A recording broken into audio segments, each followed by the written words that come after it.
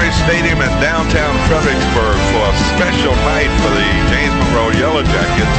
It's the annual alumni night, and Coach Survey will be honoring the 1986 and 1996 state championship team. But the 2016 Jackets will be taking on the Petersburg Crimson Wave, Big 3A East Regional game. Hi, I'm Herman Kay, alongside my good friend Bob Blackburn, bringing you tonight's game on Channel 18, the education station in Fredericksburg. Well, about 30 years ago, Coach Survey brought the first of his 4 state titles to James Monroe with the 1986 team led by George Cargill, the Cargill brothers, and Anthony and George, Eric Bates, Ronell Cargill, and a host of other players. You remember any of those guys? Not a one of them. How you going to lose with the stuff they use, right? I'm telling you, what a team. They were loaded and won 2 state championships back-to-back, 86 and 87.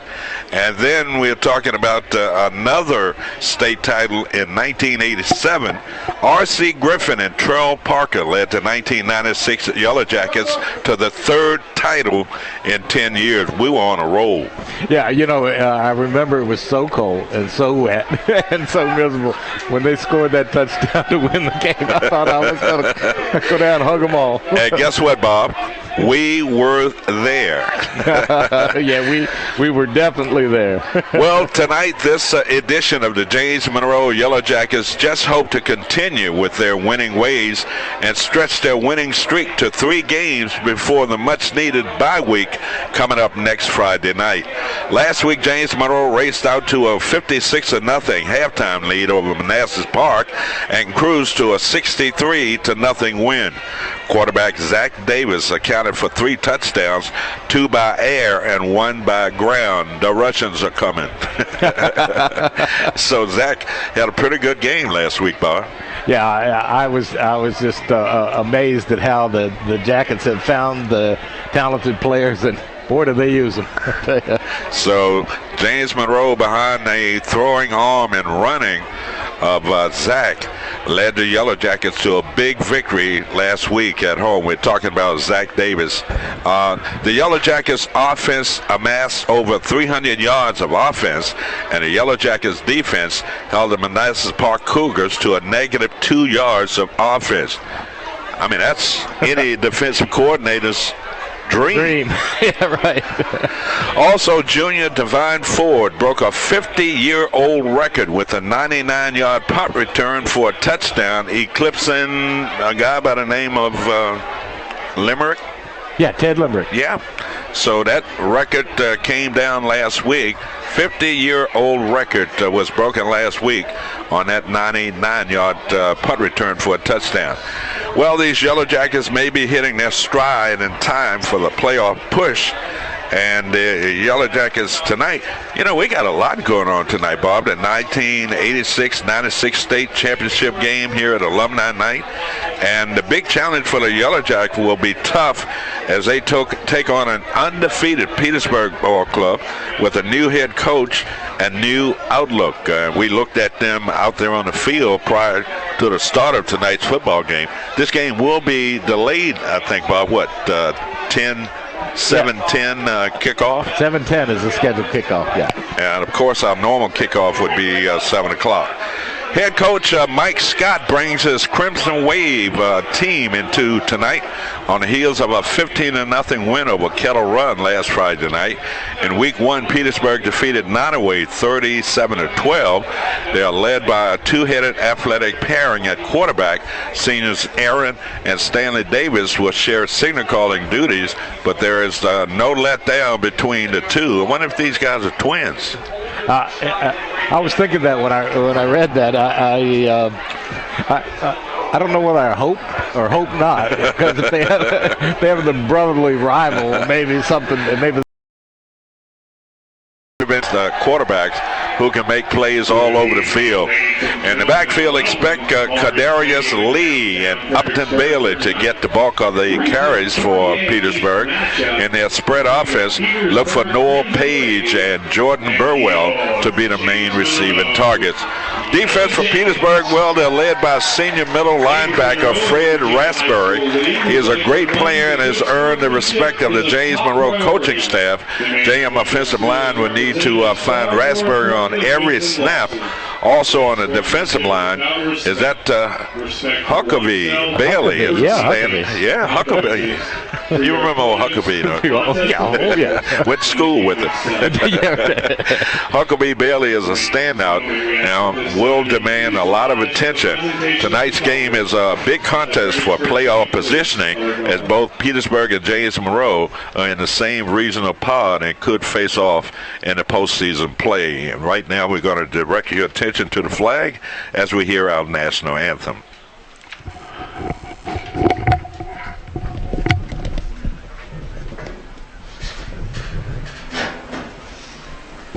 Ladies and gentlemen, we ask at this time you remain standing for the presentation of our national anthem by the Monroe Singers under the direction of Miss Heidi Rimmel.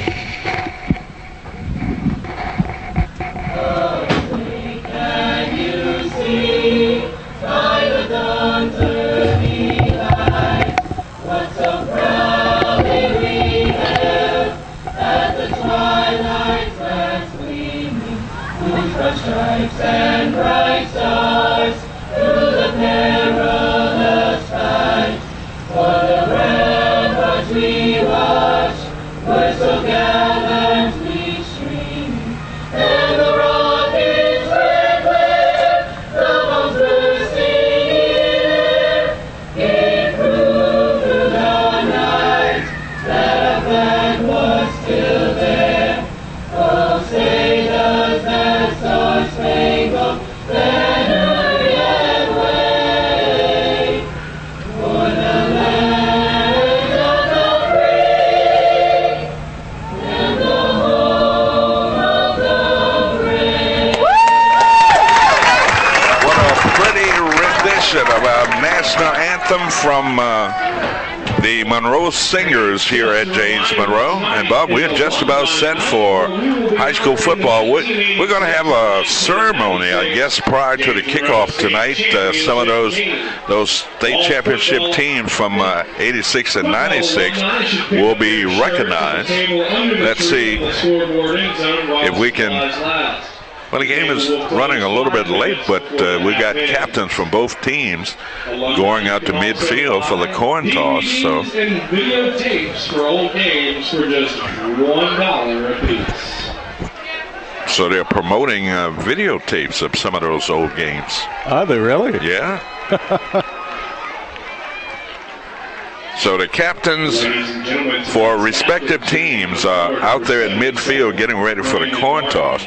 Tonight, the Yellow Jackets, Bob, celebrate the past and hope to continue the tradition and legacy in the future. It's alumni night here at Maury Stadium, and the old players are out in full force. Yeah, get some of them suit up. I'll tell you what, I was looking at Bill Billingsley and Sam Franzello, and I was thinking to myself, those guys could still You put think it they on. can still play? No, I think they can still play. So, and, talking about Bill Billingsley, Bob, we are promoting alumni night tonight, but coming up in a couple of weeks when homecoming, the Yellow Jackets will be playing Chancellor, and that itself is going to be a huge game here at Maury Stadium between James Monroe and Chancellor. And at that game, the class of 1966 50th class reunion will be held, and all of those players prior to the start of the game will be here, and they're going to introduce the players of 1965 and 1966, the seniors, and check this out, cheerleaders. Some of the cheerleaders are going to be here. Good, because they were here.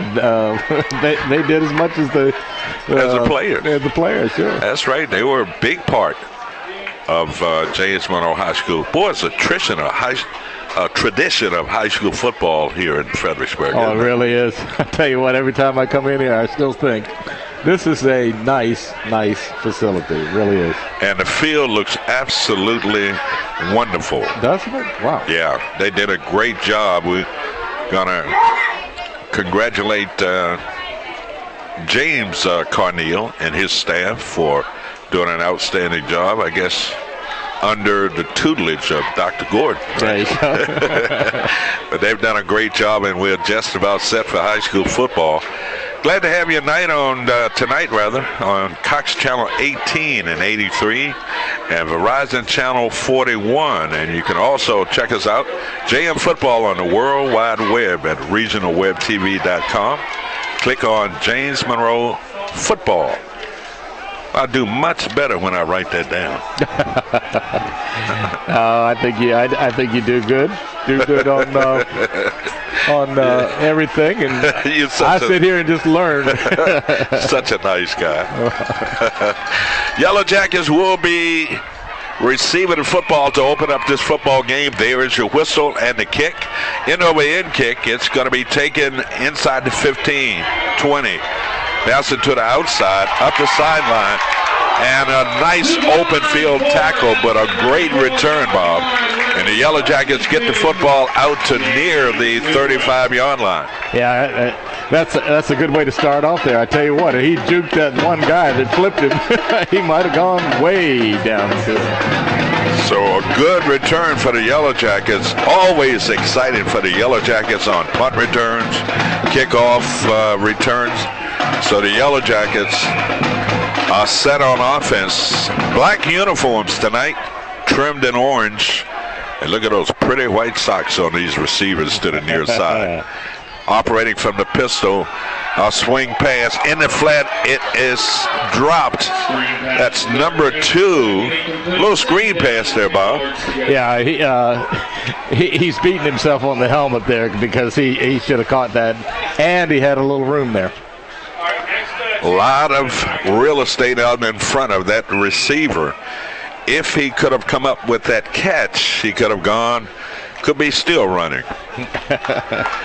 Incomplete pass, stopping the clock, second down, and 10 yards to go for the Yellow Jackets at their 34-yard line. Again from the pistol, and a run out across the 35 to about the 36-yard line. Looking at Petersburg defensively, Bob, they've got some beef up front. Indeed they do. Wow. And big and strong. So Petersburg on defense are faced with a third and about 8 yards to go for the Yellow Jackets. Number 5 checking into the JM lineup. Dealante Hayes, 5'11", 179 senior, and number 7, and that's Sean Smith Jr. coming to the JM bench. Third and 8 yards to go. 2 receivers to the near and far. Quarterback looking. Little swing pass in the flat. Made one guy miss. Runs into his own man. And some of that Petersburg pursuit coming up to stop the ball carrier. Loss of yards on that play. I like the ability that they're kind of opening up things, Bob, getting the ball to some of their speedsters. Yeah, and under normal conditions, and what I mean by normal conditions is these guys are quick and strong. Yes. And so usually that play there probably would have busted open. Well, since this series started with Petersburg some years ago, we've never gone into a game where Petersburg was undefeated at 2-0. Fourth down, true. And about 14 yards to go for James Monroe. Punter gets off a punt. It's a line drive punt. Takes a JM bounce and nice coverage downfield. And I think it was touched by a Petersburg player. First down for James Monroe. You know, I thought a JM player touched it, but I did too, Bob. Number 28 for Petersburg, Keandre Easter, 5'7", 149 pounds. He was the return man. That ball took a strange bounce, but I thought it touched a JM player. Yeah, and JM needs to take advantage of this. Yellow Jackets with their hurry up here, operating from the pistol formation. And that's going to be the quarterback, Zane, on the run, still on his feet, running over players down inside the 20 to about the 16-yard line. We saw him do that a couple of times last week, Bob. Yeah.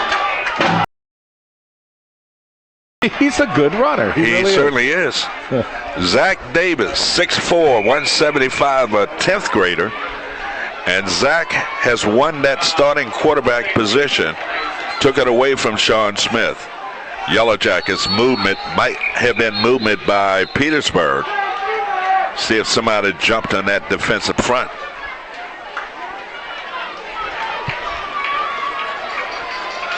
Zach Davis coming over and talking to the coach. Offsides. Neutrals under infraction on the defense. So an easy 5 for the Yellow Jackets as they mark it off down to the 11-yard line. Deep in Petersburg's territory in the red zone. Zach Davis coming in with the play.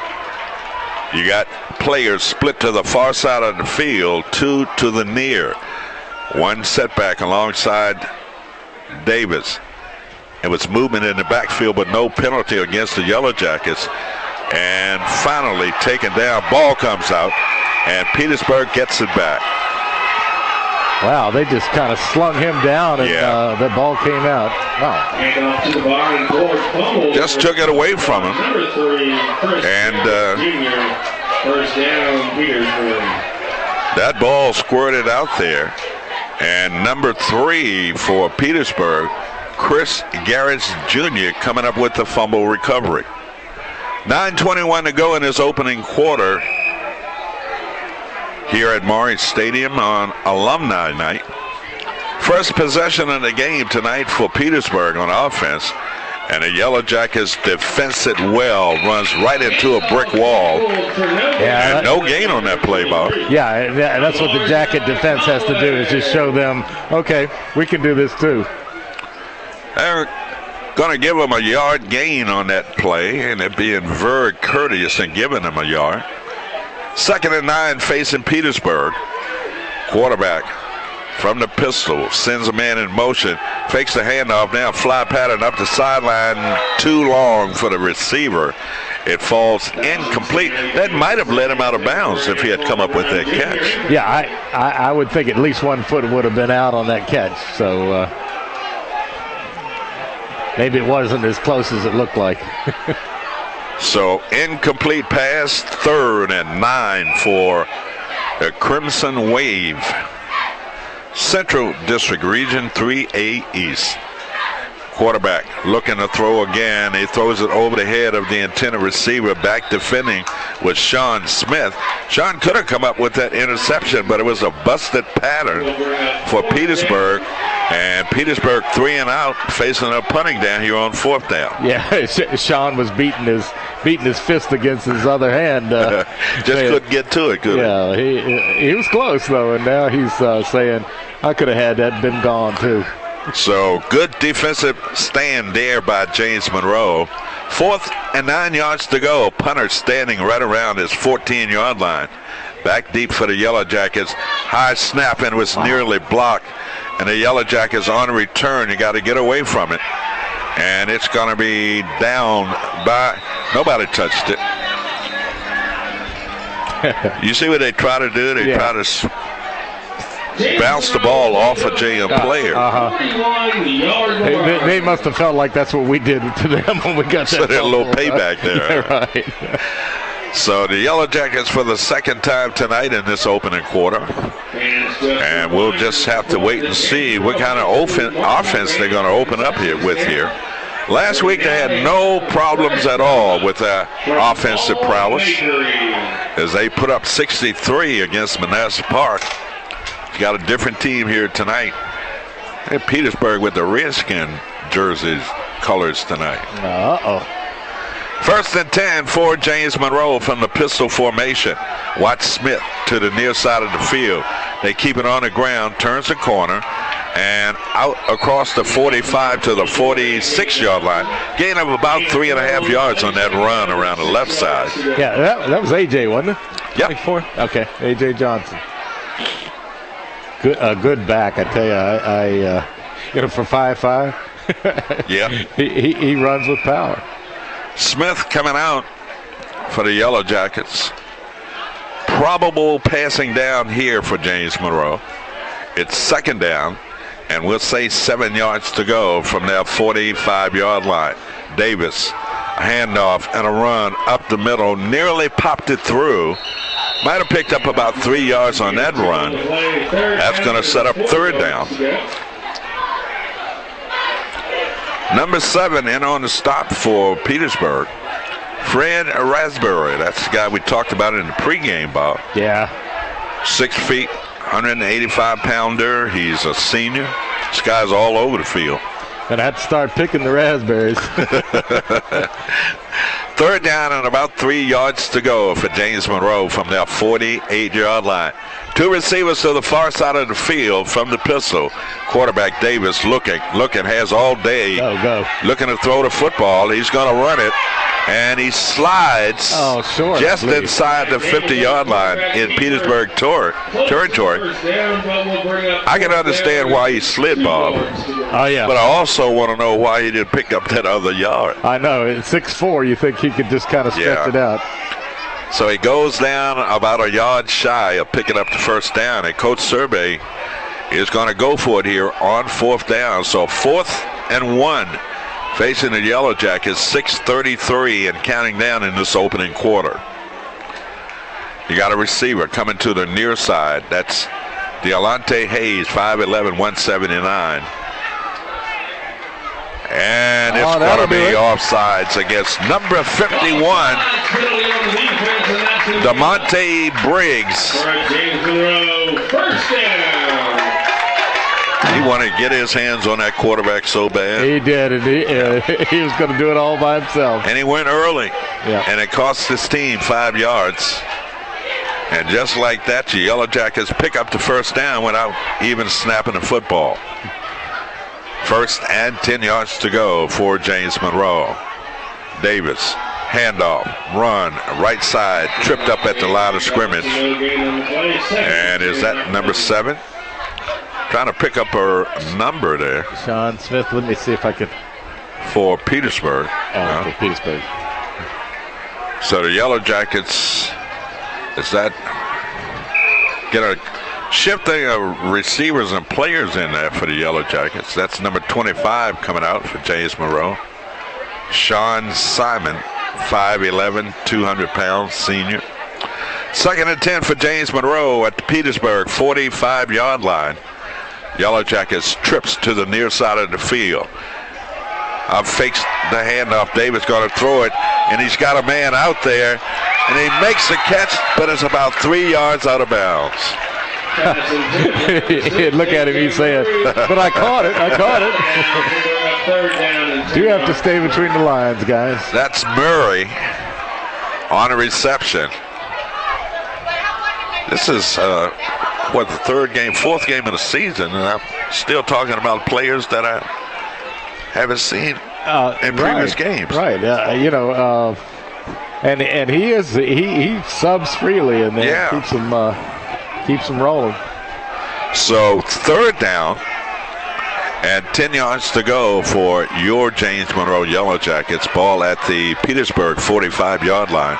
That's an old draw play, and they get through, got the first down and more, down inside the 35 to about the 30-yard line. I like that. Flag on the play. Holding call against the Yellow Jackets, nullifying that fine run. That was about a 16-yard gain on that play. Yeah, and if they held anybody, I hope they got Raspberry. We saw you the first time, Ref. I think he's personally doing it to us, Bob. He may be. He showed that about 3 times, didn't he? Has he? We have done nothing to this referee. No. Not yet. we got, 6 more games? That's right. We better just hang, That's right. 2nd and long facing Yellow Jackets. Davis looking, retreats, runs out of the pocket, trips and falls. A big loss on that play. Back inside the 40 to about the 39-yard line. Now we have an injured Petersburg player. Let's see if I can pick up a number here. What a great night for football. Oh, isn't it? We lucked out. Wow. Been cloudy all day. Yes. Still cloudy and cool. Nice. I mean, it wouldn't hurt to even have a little jacket on tonight. Yeah, just don't push it, all right? But you got to have a yellow jacket. Oh, exactly. All right, Injured Petersburg player on his back right around the 29-yard line. No score in this football game. 4:48 to go in this opening quarter. Alumni night, 1986-1996 state championship teams will be honored at the halftime tonight. Each player will receive a small gift and recognition at the halftime tonight. 86, Bob, was Survey's first. 96 was Survey's third. Wow. So it should be interesting to see some of these. I'm going to call them old players. Old players. Although, if you think about it, yeah, they were in the that's the guys in the 80s. So they're in the 40s, aren't they? Maybe even 50. Let's Not see. quite. Let's see. Okay, say they were 16 when they played, or 17, and 86. Okay, 14 and. Just say, do the math. Okay, so 40 plus. They're in the 40s. Yeah. Okay. Fourth down and long, punting down here for the Yellow Jackets. Nice high punt. And it's angled toward the sideline. It's going to be down by one of the gunners down there for the Yellow Jackets. That's number 24 for James Monroe. A.J. Johnson, 5'5", 150 junior. Speedster. Yeah. Were you ever on the kickoff team? What was I ever on the kickoff? I think my sophomore year I got put out there kind of like, to sacrifice. Sacrificial lamb. No, I can't believe that. You probably the best tackler on the team. Don't even go there. Yellow Jackets flushing, and a flag comes out, and it was almost intercepted. It's going to be a holding call against Petersburg. That quarterback was running for his life. Yeah, I tell you what, the Jacket D is putting the pressure on. They are. Yeah. A lot of pressure being put on this quarterback for Petersburg. And what you got to do, pretty good quarterback, nice size, you got to rattle him early. Yeah, and I'm hoping he doesn't take off with the ball. Looks like he could probably carry the mail too, so hope he just throws. Wow, look at that's a lot of yardage there. That's going to push the ball down near the 6-yard line. And Petersburg quarterback right around that goal line. He gets the snap and hands it off. Oh, my goodness, hit right in the hole and pushed back. And that's going to be back to about the 3-yard line. Wow, what a hit back in that backfield.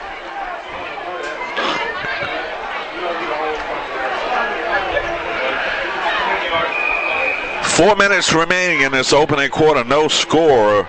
And Petersburg with their backs against their goal line there. And the Yellow Jackets trying to keep them there. It's second down and about 30 yards to go for Petersburg.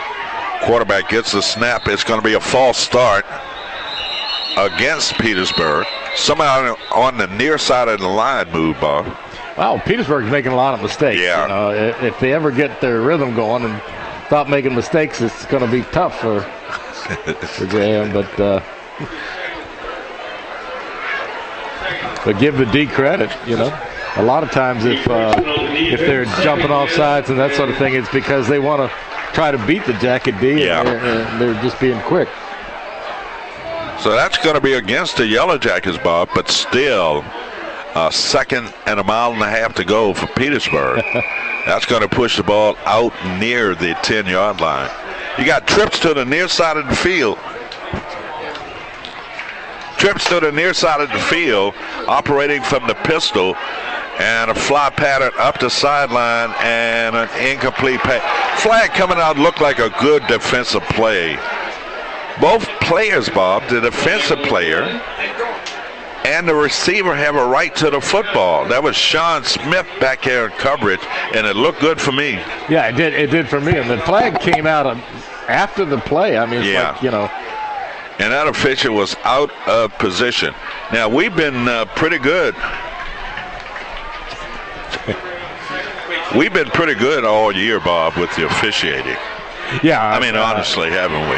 We've been good. I think we have, and we don't want to change our. That's right. But we will change if we have to. 2nd and 11, penalty against the Yellow Jackets.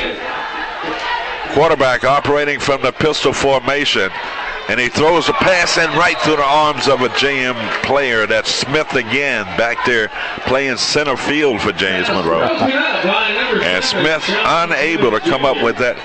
I mean, if he could catch this pass to Bob, he would have 2 interceptions. Yeah, and probably 2 TDs. Yeah. So that falls incomplete, setting up a 3rd down and 11 yards to go in this scoreless contest here at Maury Stadium. 3:15 to go. Quarterback with 2 receivers split to the near and far side of the field, drops back looking to throw the ball. He's going to run it, and he's going to pick up the 1st down and more, and steps out of bounds on the far side of the field. Nice, nifty run. It looked like he flicked it forward. Yeah, I think it was a little fake there. Yeah. But he did a great job. Excellent coverage in the secondary. He had nobody to throw to. And that's Davis, Stanley Davis, the quarterback, making that big run and giving Petersburg that first down of tonight. Confusion in the Petersburg backfield. They're in this set. I thought I saw early movement again. And that running back tried to turn that corner, and the Yellow Jackets all over the runner. Wow, the Jackets are really yes, buzzing tonight. Number 72 coming out for the Yellow Jackets. Tyrone Greenhow coming up with a big defensive play. 2nd and about 16 yards to go for Petersburg. Ball at the 30-yard line. 2:48 and counting down here in this opening quarter. Quarterback from the pistol formation. Fakes a handoff. He's going to run it. He's going to be caught in his backfield. The ball comes out.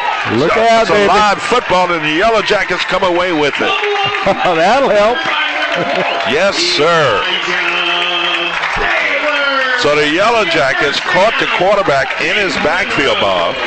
A defender spun him around. That football came out. Somebody alertly picked it up and advanced it down to the Petersburg 10-yard line. Does not look like a 2-0 team to me. Yeah, not yet. Not yet. And, JM could, in years past, they've handled Petersburg pretty well. Yeah. And maybe some of that aura is still here. Boy, I feel happy about running football when you see guys like number 77 running out there for James Monroe. Oh, yeah. We're talking about Brandon Martin, 6'6", 340. Let's see if they run behind Martin on the right side. Everybody's bunched in there and run it, but they come left. And good defense by Petersburg. And that's number 39. No 39. 35, I think. And 180 Jr. on the stop for the Crimson Wave. Moses Malone's old high school. Yeah, no. We were down at Petersburg right after the death of Moses Malone. Big celebration going on now down there for. Nice. That's Davis. What a fake, Bobby. He faked me. I thought the ball was going up the middle. Davis did a great job running the ball around the left side, untouched into the end zone. We'll say an 11-yard touchdown run. Yeah, 11-yarder. And that was Davis, right? Yes. The big quarterback, untouched around the left side. Davis is getting to be a scoring machine, Bob. I tell you what, he surprises you for a 6'4" kid. Nolan Marine with the extra point. It's up, and it is good. The Yellow Jackets strike.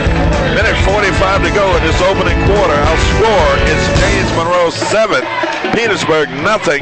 We'll be back after this.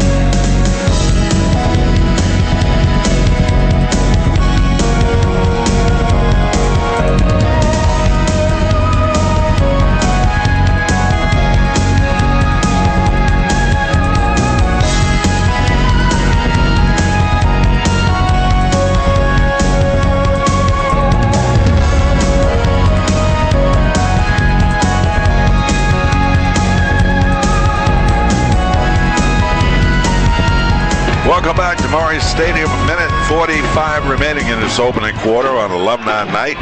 7-0 James Monroe as they kick off to Petersburg.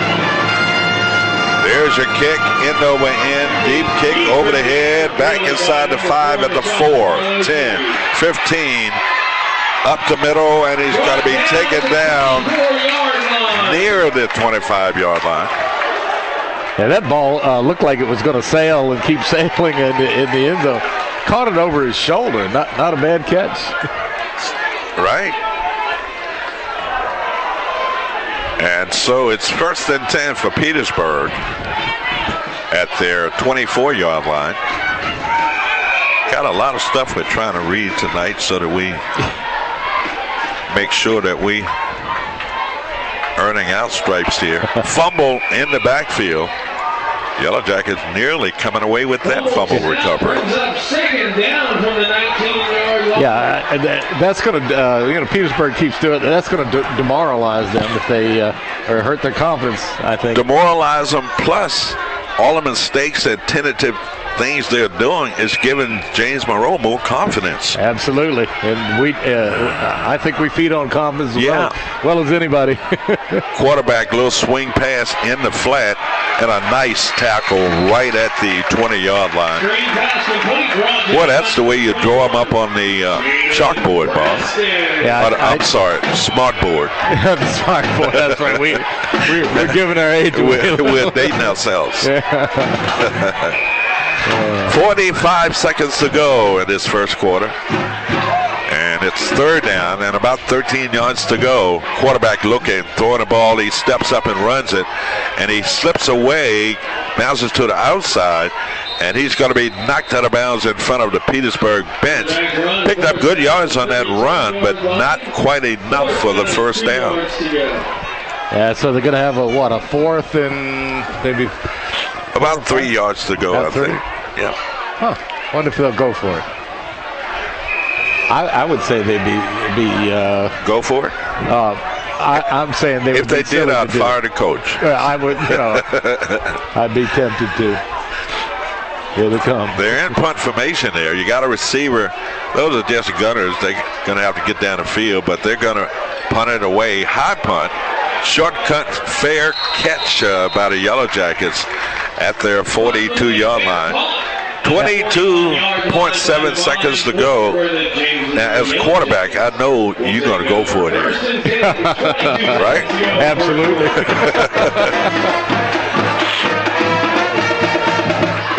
With the big play. Fans, just a reminder that by the scoreboard end zone is Philly Pretzel Factory. Tonight, serving up pretzels, cinnamon sugar, Philly cheesesteak, and regular pretzels. Supporting the James Monroe High School. Every Philly Pretzel Factory game, by the home scoreboard game, end zone. my friend here in the press box buys food for us. And we appreciate it so much. And that's going to be a little reverse and a nice run down into Petersburg territory, down to the 45-yard line. For another James Monroe. And he played off of that block very well, didn't he? yes, he did. Yeah. Wow. And the clock will start as soon as they set the chain on the far side, I would think. Yes. 8 seconds to go. They're going to wait and let time run out here. That's the way the first quarter will end here on Alumni Night. In a 1 quarter of play here at Maury Stadium, Alumni Night. James Monroe 7, Petersburg nothing. Back after this.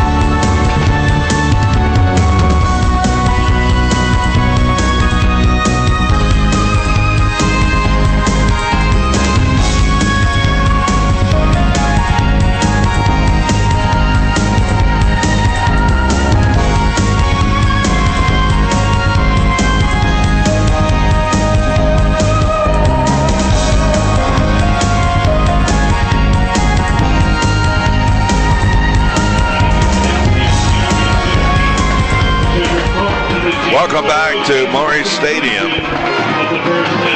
Football night here at Maury Stadium. I won't say a chill in the air, but it feels a whole lot better. Yeah, I know. It's like, okay, we're dying and going to heaven here. You actually see some folks tonight with jackets on. Yeah, and you know, I looked around to see if there was a fan. Yeah, there is. Okay, there is a fan. There is a fan blowing. Yeah. Okay, but it feels so good. 1st and 10 for James Monroe. Davis swing pass in the flat to number 2. That's Dirk Jones. Horse collar. Ooh. Is that a horse collar? It was a hard hit. I know that. Yeah. And Dirk Jones popped right up, Bob. He's tough. Yeah. Senior. Kid on weighs 145 pounds now. I know, but he can fly. Yes. Yeah, you got to catch him to hit him. So you can see the jam. That's Joy talking to the referee down on the side. He thought his player was hitting a little bit hard and unusual. So second down, and 10 yards to go. Receivers, and that's going to be the quarterback again. And flag on the play might be against the Yellow Jackets. Zach Davis, Bob. We didn't know him as a runner, but does a great job, doesn't he? Yeah, he does, and what that really does is adds a great dimension to his game. He's still, to me, he's still working on his passing game. Yeah. But to be able to run like he can is a tremendous asset. Guess who checked back in? Dirk. Okay. Dirk Jones and Sean Smith split to the far side of the field. It's 3rd and about 7 yards to go for your Yellow Jackets. Davis, the quarterback, gets the snap, looking downfield, rifles the pass, has a man wide open. Nice pass. That's going to be, and the ball is going to be fumbled and fight for the loose football, and Petersburg coming up with it. Oh, that's a shame because it was a nice completion. And Sean did a great job to come up with that catch, and sometimes the coaches will tell you, make the catch and go down unless you know you can get extra yards. And he was just striving to get some extra yards, and that ball popped out of there, and Petersburg recovers. Yeah, that's disappointing to the Jackets, but at the same time, where are they at their 25, 26-yard line? And that was Jordan Burwell coming up with that fumble recovery. 1st and 10 for the Crimson Wave at their 27-yard line. Quarterback from the pistol. 3-step drop, steps up, looking downfield. He's going to tuck it in and run and steps out of bounds. And that might be enough for Petersburg first down. Yes. So they copying our number 9 here. Well, Stanley Davis the second, 5'11", 175 senior, Bob. This kid, I was watching him in pregame. He could throw the ball well, but that passing game has not clicked for him yet. So he's running the football and finding a lot of success. And that's going to be a pass that's dropped by Petersburg. Oh, am I correct in thinking that there are 3 quarterbacks on the field named Davis? All right, let me check. Yes. Okay. Davis and company, huh? You got Aaron Davis, Stanley Davis, and Jefferson Davis. No, I'm just kidding. A blast from the past, right? Yeah. He's the older of the three. Yeah, by a few Oldest years. of the three, rather. Second down and 10 yards to go for Petersburg from that 38-yard line. The quarterback Davis, and he runs right into a JM player. Yes, sir. That number 19, that's Zane Landek rather. Oh, Zane said, I've had enough of this. Yeah. Turned right around and stuck it. Yeah. Let me step up my game a little bit here. Loss of yards on that play, third and about 14 yards to go for Petersburg. Quarterback standing right around his 30-yard line, awaits the snap. Box out the signals, rolls to his right, looking to throw the football. He's going to run it and going to reverse field and lose yards. Back to about the 38-yard line. Still about 11 or 12 yards to go, Bob, for first down. Well, I think they'll have to punt it away again, and I'm looking for one of the punt return men to bust something here in a minute. Yeah, I mean, it's been a whole quarter and a half. That's right. Let me see if I can spot who we have back here. Some of the class of 80s. Yeah, check it out. 6 and 87, 86 and 96. 9:09 to go in the first half. Your Yellow Coming up to Jackets say hi. Timeout on the field, 9:09 to go. This first half of play here at Maury Stadium. Our score remains the same. J of 7, Petersburg nothing. Back after this.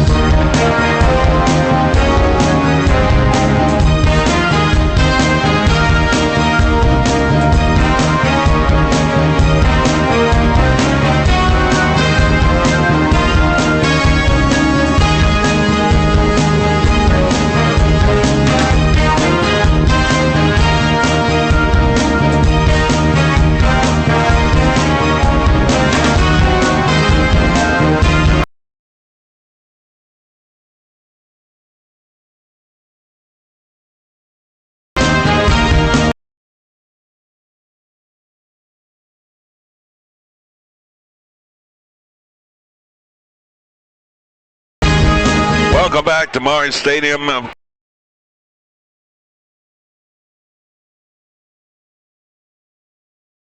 to be a short punt. 10 for the Yellow Jack. I don't know how. He decided whether he was going to run or whether he was going to punt it, and he decided to go ahead and kick it. So the Yellow Jackets, Bob, have a chance to get one of these punts because they've been close every time. Yeah, it'll happen pretty soon. And what they're going to have to do defensively is call for a punt block. And that means everybody will be coming hard, and they might block one of these punts against Petersburg. First and 10 for the Yellow Jackets at their 44-yard line. Davis, the quarterback, hands off, run up the middle, exploding. Look at that leg drive, Bob, pulling a player with him. Yeah, he had a jersey puller on him. Yeah, into Petersburg territory, down to the 48-yard line. It's going to be second and short. Now, this is a down you can play with here, quarterback. Yeah, and little play action here. Yes, indeed. I like your calls. You're going to be you'll be the offense coordinator here, okay? Just fake the handoff and go deep. Yep. Davis. And he gives it, and a nice run. They've got the first down to about the 44-yard line. There's so much for my play calling. Well, you know, it looks like they've seen something in their in Petersburg's defense that they're trying to exploit. So, Yellow Jackets picking up the first down there, getting wholesale substitutions here by James Monroe. Number 5 coming out. Deolante Hayes going to the JM bench. Watch the guy on the near side of the field, Bob, with the long white socks on. Yep. From the pistol. And a fight over that football, and it's going to be Davis who kept it. And he's going to be He's claiming that it was a face mask against Petersburg. I thought he was looking for the flag. Yeah. Second down and 12 yards to go. The initial hit was right around the 48-yard line, but they pushed Davis all the way back to their own 45-yard line. There was no flag on the play. Now's the time for that play action swing pass. Smith coming out. Hayes going in for James Monroe. Let's see what kind of formation they'll have here on third down. You got 3 receivers to the near side of the field, 1 to the far. Davis operating from the pistol formation. Gets the snap, fakes the handoff. He's got to step up, and he's going to bounce it to the outside. A lot of room out front, and he steps out of bounds right near that first down marker. What a play by Davis again. Yeah, I tell you what, he looked around and dodged a tackler and went on down the field. Yeah, that pocket collapsed. He stepped up, and it was running room there. Took advantage and ran around the left side, and not quite the first down, so it's going to be 3rd and a yard facing the Yellow Jacket. I thought he had enough for the first down.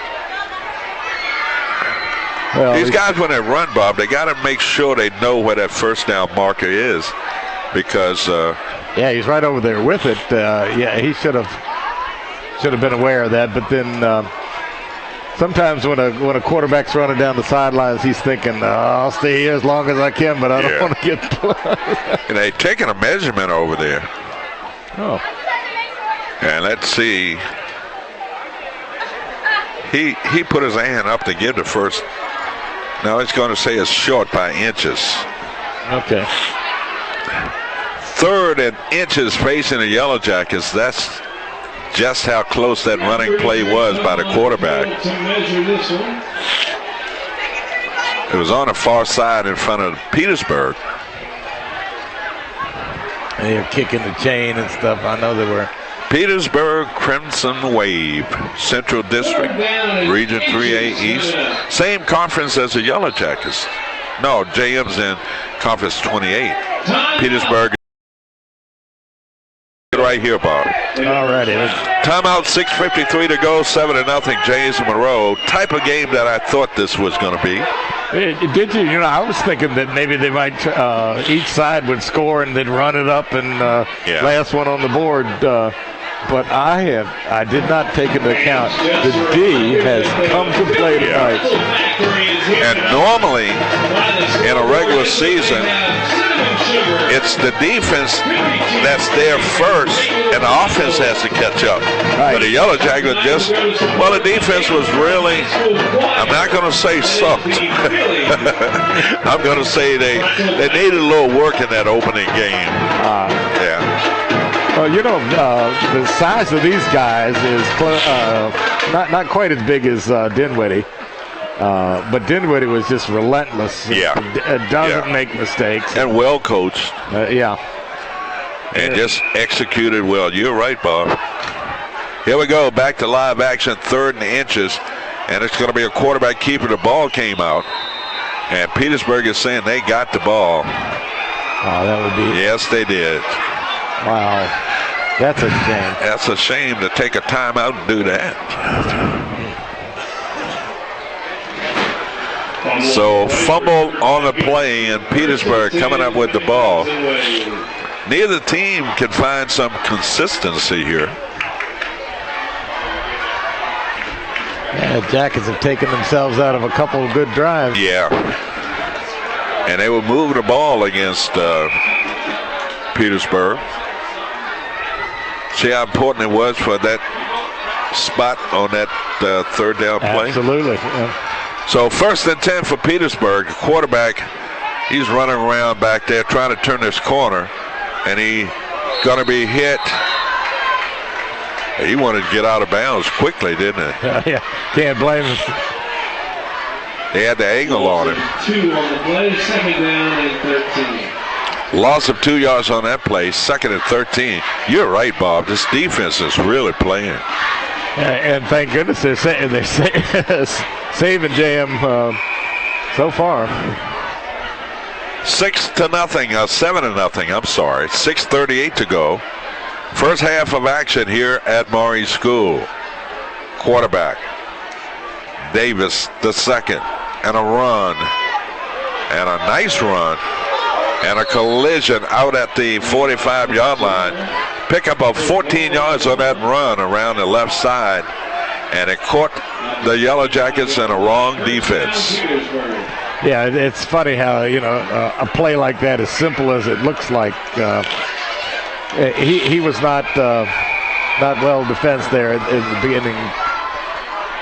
But what a fake. Yep. 1st and 10 for Petersburg, and they keep it on the ground, and the Yellow Jackets defense come up big. A loss of a couple of yards on that play. They went to the well again, and it didn't work this time. Loss of yards on that play, so the Yellow Jackets defense seem to bend, but they don't break. Good. They're going to no huddle here, aren't they? Trying to pick up the tempo a little bit. I wonder what that's all about. 3 receivers split to the far side of the field. Quarterback Davis from the pistol, dropping back. Plant steps up, and he's going to throw it, and it's going to be a catch, but he was close to coming across that line of scrimmage. Wow. Nice long reception down inside the JM 30 to about the 26-yard line. He was really close to that line of scrimmage when he released that football. So Petersburg going no huddle here. Let's see if they make some mistakes on this. Davis again from the pistol formation, running to his left, throws the ball against his body, and the receiver was wide open, Bob, but he was unable to come up with the catch. Falls incomplete. Hit him in the wrong place, right in the hands. All members of the 86 and 96 state championship teams report to the James Monroe bench at the conclusion of the first half. 86 and 96 state championship teams report to the JM bench at the end. 5:26 to go in this first half, and a low-scoring game here at Maury Stadium. 3rd down, quarterback Davis being flushed out of the pocket, throws a pass and a catch. A little soft in that final lead. That's number 5 coming up with the catch, Bob. Kristen Dabney for Petersburg. Going to be a Crimson Wave first down. Yeah, he kept his feet alive there, and too much of a cushion in that secondary. These receivers are going down and standing wide open. Got to challenge them.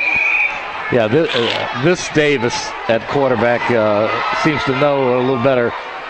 Davis rolling to his right. There's the pressure. He throws a pass. It's going to be caught on the far side of the field, and I would have to say that was kind of a rough tackle. That was, yeah. Little throwdown over there. So apparently you could get right close to the horse collar thing. And, yeah. No gain on that pass play, setting up a second at 10 yards to go. It's not going to be no, they could get a first down right around the 1-yard line. Davis, the quarterback, looking, steps up, and he's going to score. 11-yard touchdown run. Stanley Davis the second with a touchdown run from 11 yards out. And Petersburg, he literally went untouched into the end zone. Bobby got to go back to that play where they failed to get the first down. Yeah. And then they fumbled the football on 4th down. And Petersburg just took the ball and drove it down the field, and 1 point away from tying this football game up. Let's see what happens. High snap, the punt, the kick is blocked. That'll help. Somebody got in there, got the penetration, got a hand up and blocked that extra point. So the Yellow Jackets keep the lead here. 4:59 to go in this first half. Our score, James Monroe 7, Petersburg nothing. We'll be back after this.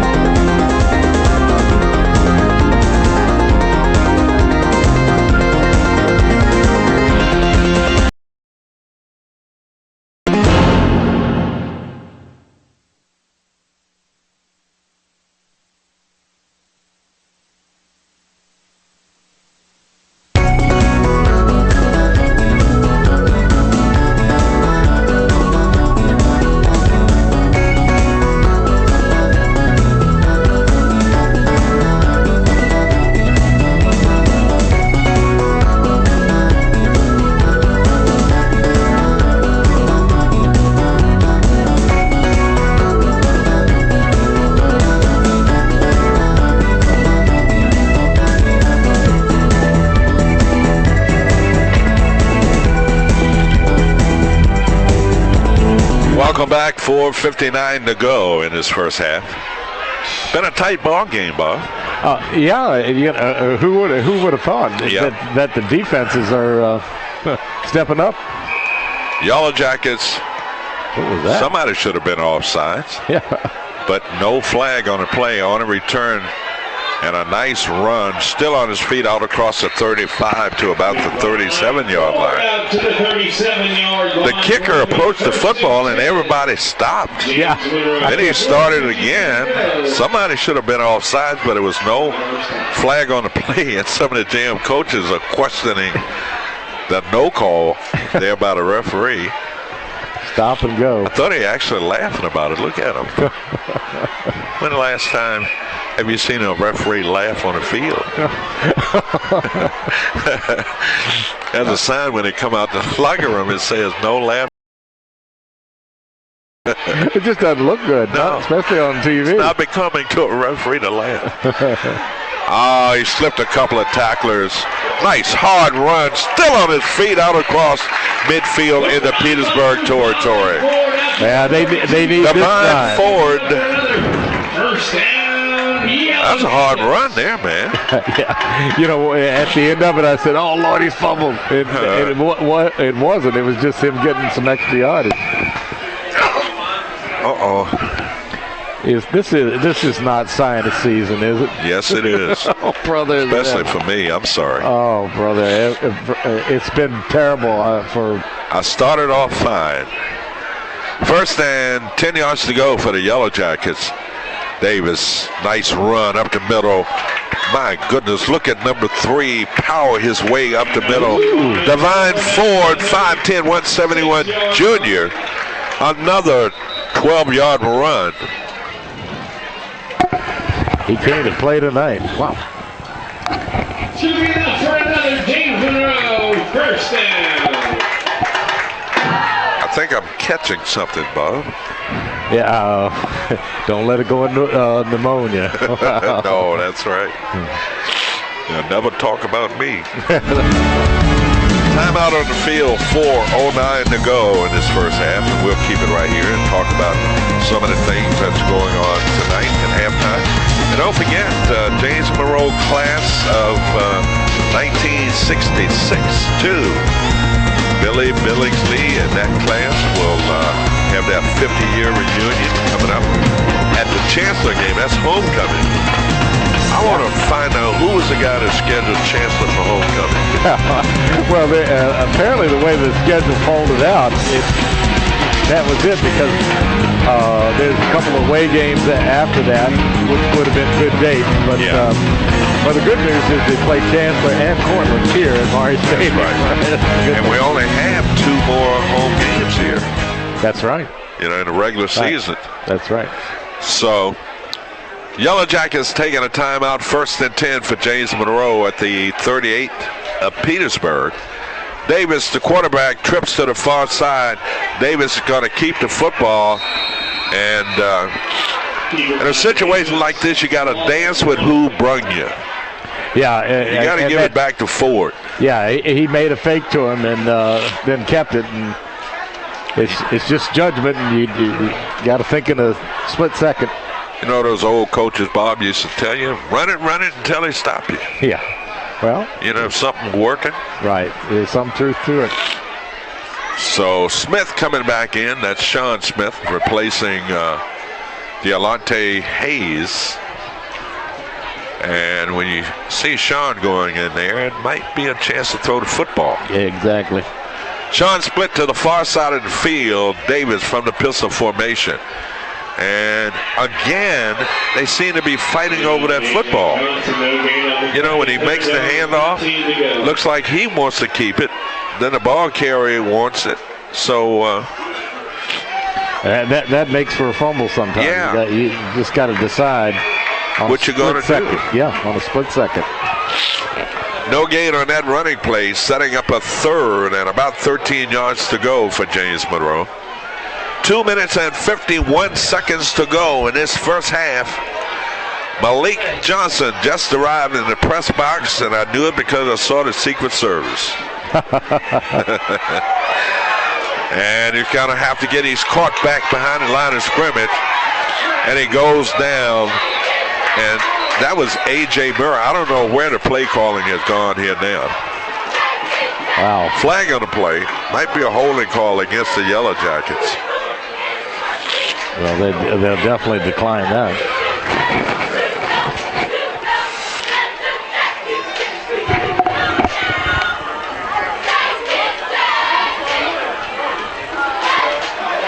Walking back on James Monroe.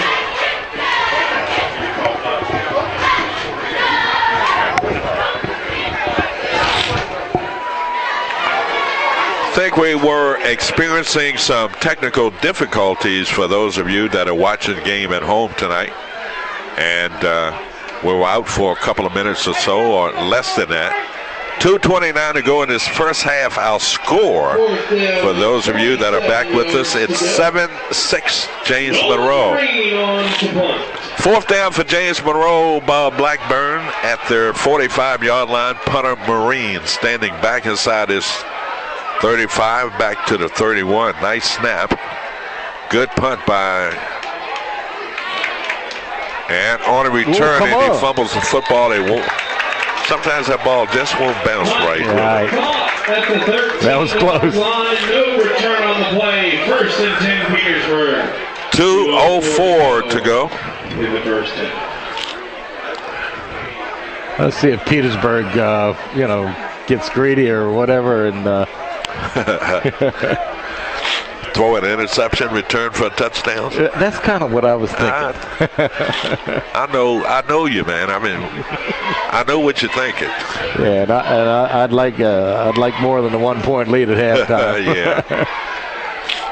Don't forget, you can join me and Bob Blackburn with a live audio broadcast of James Monroe High School football every Friday night on Cox channels 18 and 83 and on Verizon channel 41.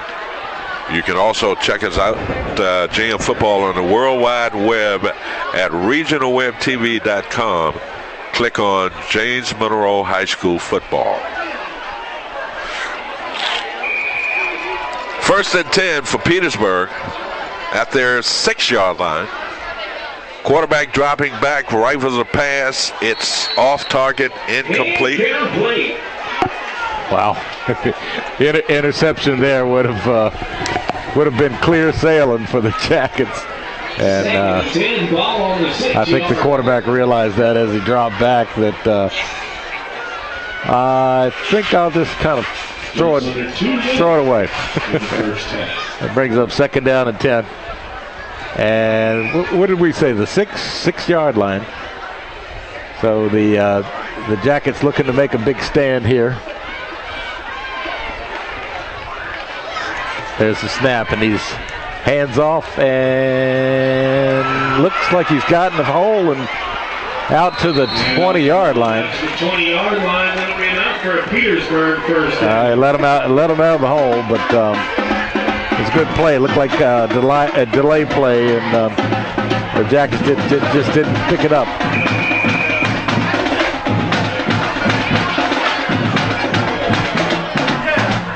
All right, first and 10, 20-yard line for Petersburg. And the Jackets had a big stand going, and they let the guy get away and get that first down. And here comes a pass. Whoa! That was about a 35-yarder there, and he got his hand on it. But that was Gilson back there defending for James Monroe. Got a hand in there. This quarterback is pass happy, Bob. He likes to throw the ball. Yeah, and he doesn't throw a bad ball, but of course throwing down the field against the Jackets is pretty risky. It has been. Second down, quarterback fumbles the ball, picks it up. Now you got to find out whether his hand was going forward or not. Could be a forward incomplete pass. Let's see what they call it. It was a run. We'll take it because it was a 5-yard loss on that play. So third Now, James Monroe. and about 16 yards to go. Yellow Jackets taking a timeout.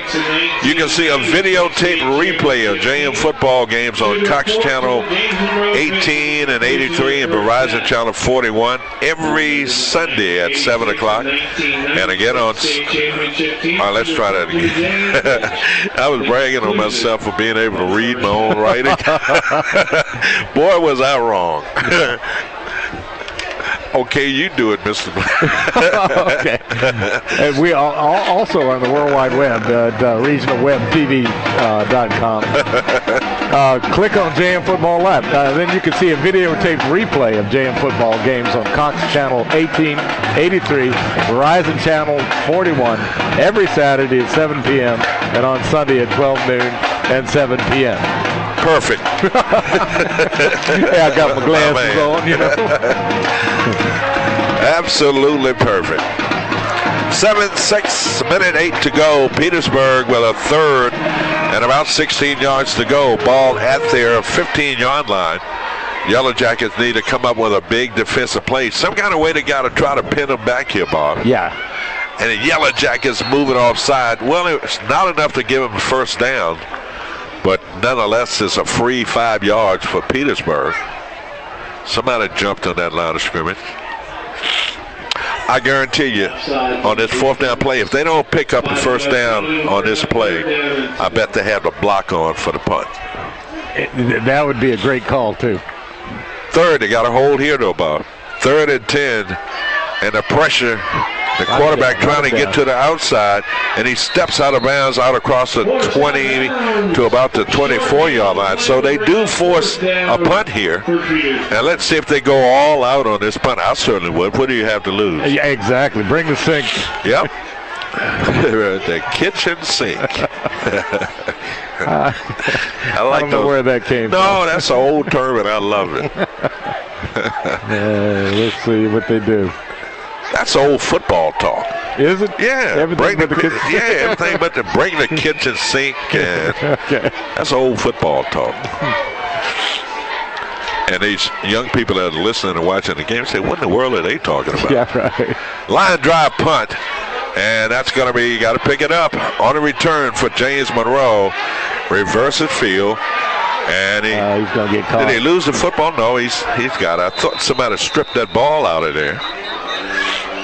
How'd they get away with that line drive punt like that? And those are the ones that get returned for big yardage. So the Yellow Jackets will have it with 49 seconds to go. In this first half, they lead by 1. So he's running around back there with the football, stops, reverses, goes back the other way.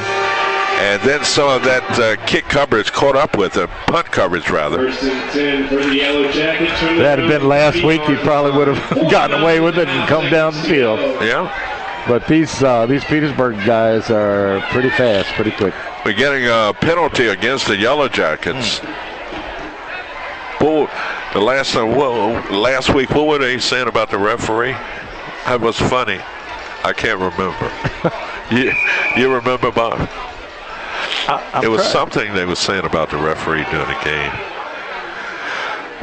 So the Yellow Jackets have elected to run the clock out here. I think I would sneak one long pass in there. Yeah, kind of. I mean, if you get one of these guys that can run, I mean, you get him out there in space, anything could happen. And usually does. And as long as there's any time on the clock, there's always a chance. And they don't seem to be in a hurry here. Up by 1 with 16 seconds to go. Narrow 1-point lead by the Yellow Jackets. 2nd and 10 yards to go. And now we're getting another flag. I'd take a knee here. I wouldn't even run another play. Yeah. And they got a penalty they're going to mark off. Wow. False start against the Yellow Jackets.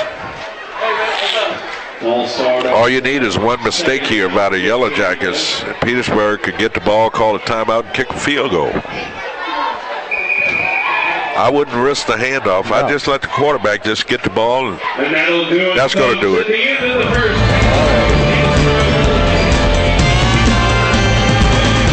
Yellow Jackets letting the clock run out here to end this.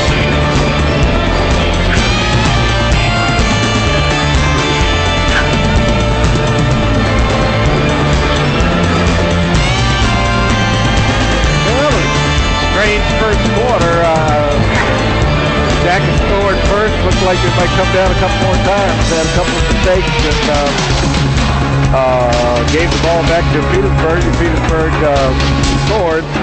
And so the Jackets are clinging to a 1-point lead. And I think in the dressing room, they're going to have to reorganize the offense anyway. Well, we got some stuff to talk about. The 86-96 state championship team. And, of course, Bob Blackburn will be back. Well, you just recapped it, didn't you? I just pretty much did. Yeah, there's not a whole lot to scores. But you want to talk about the... Well, let me see if I can't get out of this sneezing spell that I'm in. And we'll come right back. And Bob, you can talk about anything you want. We'll be right back. 7-6 our halftime score. James Monroe up by 1.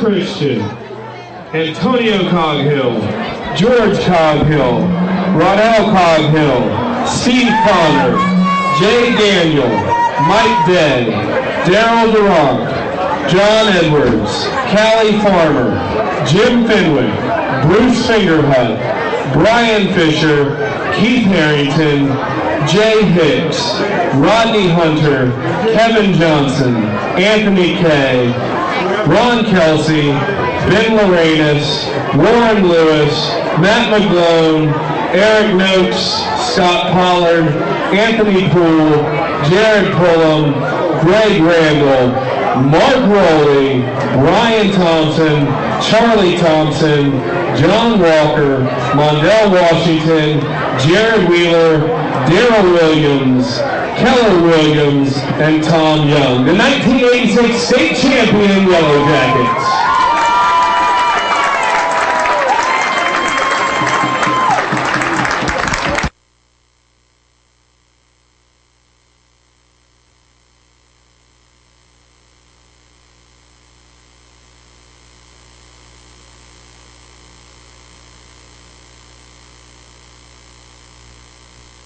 Time for the 1996 Group AA Division III state champion James Monroe Yellow Jackets.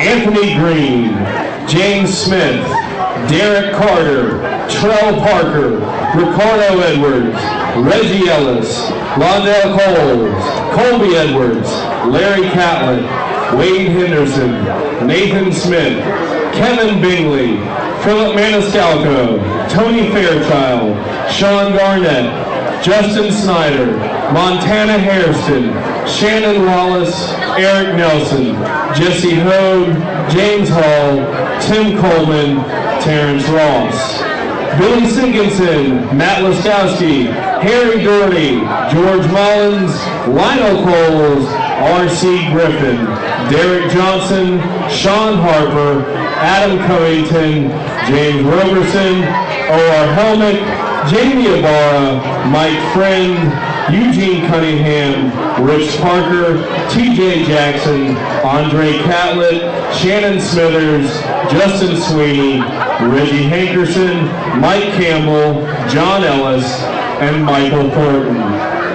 Your 1996 James Monroe Yellow Jackets state champion football team.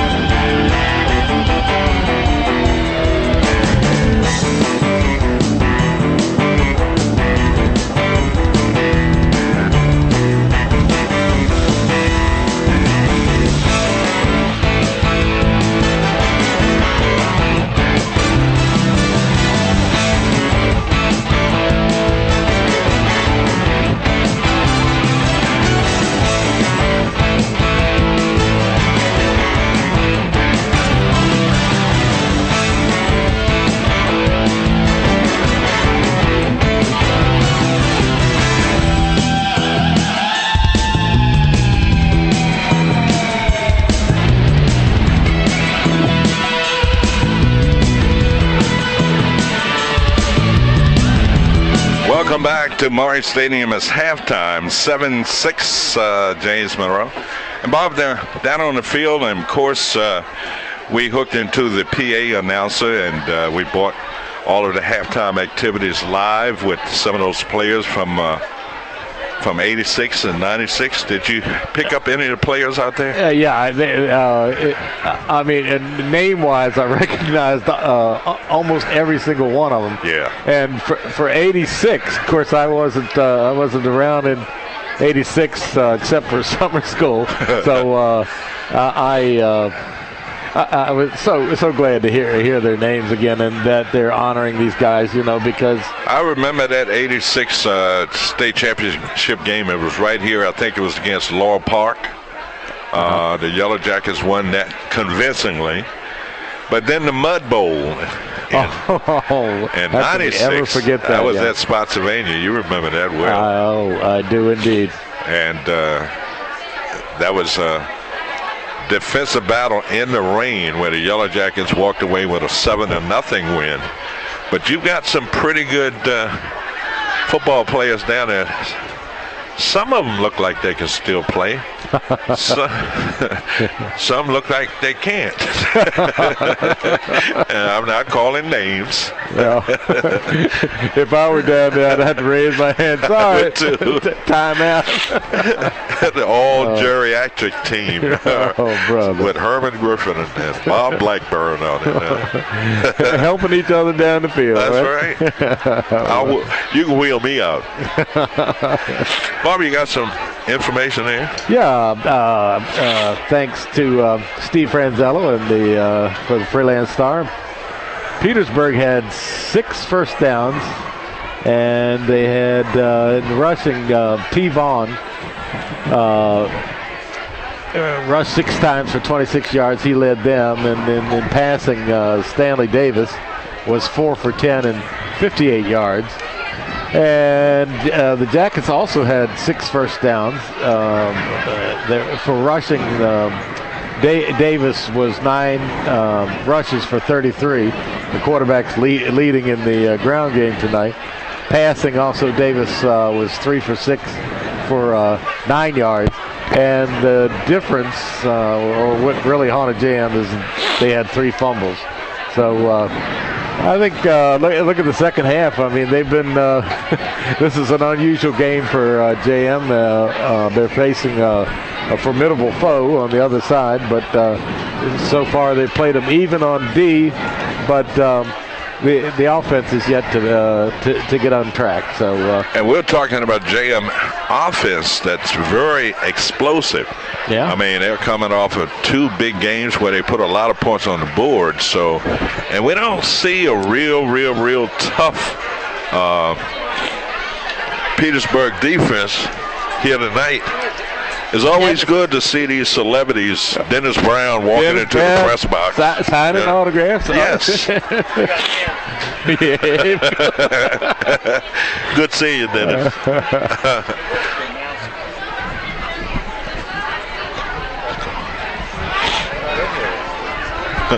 Now, we could talk to you, Dennis, but it's kind of hard for you to talk to us without a headset. Right, Malik? Right. So Malik Here. Johnson is back with us again tonight. 7-6 our score. Malik, how do you describe the first half of tonight's football game? I'm saying both teams are holding it down. Okay. You think the Yellow Jackets, well, they made a lot of mistakes, Malik, in the first half. They fumbled the ball 3 times. Yeah. And they got downfield into Petersburg territory, but they were unable to score. Right. So if they could have put up a couple of points there. Yeah. It's a big difference from the last game. That's right. Last game they had a good game, didn't they? All right. Yes, they sure did. Put a lot of points. How was school this week? It's good. I don't know why. I just love it. Good. Making all good grades. Yes, indeed. What clubs and organizations are you in? Well, I just joined the DECA Club. Okay. And then that's about it for now. I'm still getting used to James Monroe, so maybe next year. his first year as a freshman up at James Monroe High School. So it is. From Walker Grant to students. They say JM's not big. I really do think it's big. It is big. I mean, the last count, I think it was almost 1,100 students. You came from Walker Grant, where they had nowhere near 1,100, but I guess just hallways are pretty crowded when they change classes. Sure is. I'll be looking at that clock every step I go. Yes, because I'm trying to get used to which ways are faster and which ways are slower. Okay. Well, we appreciate it. And Hey. talking to Malik Johnson here, and Malik is going to be with us when he's available. On a pretty tight schedule, and we welcome him here in the press box. And thank you. Man, the car. They're bringing you gifts in here. Yeah, we appreciate that. So Nancy Leitner had a son that played. Yeah, Leitner, yeah. Yeah, Nancy's son. Was your son on one of these? What year? He was 90. Graduated in 90. So, yeah. But a great kicker Yeah. for James Monroe. His record just got broken last year by David Ditt. All right, let us mic this lady. No, we go. David Ditt broke one of her son's records a couple of years ago, Richard Leitner. Well, how many players have we seen through the years? And we do it good to remember. And, of course, I remember your son. Memory, but I knew he was a Leitner. I knew he was a great kicker. So, stretch time. Oh, yeah. Let some people here. JM scored. Davis point after was good. And in the second quarter, at 4:59, Stanley Davis for Petersburg scored on an 11-yard run. Their point after was not good, and so the Jackets are holding a 7-6 lead, and in a brutal football game.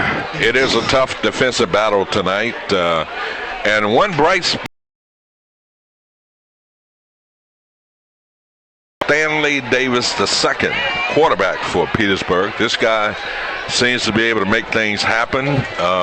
He wants to throw the football, but the Yellow Jackets defense not allowing him to set up back there, giving him time to throw the ball. But he's hurt the Yellow Jackets on a number of runs tonight. So he's a very versatile football player, and the Yellow Jackets will have to key on him in the second half. They can beat this Petersburg team. Yeah, there's no short supply of Davis as a quarterback tonight.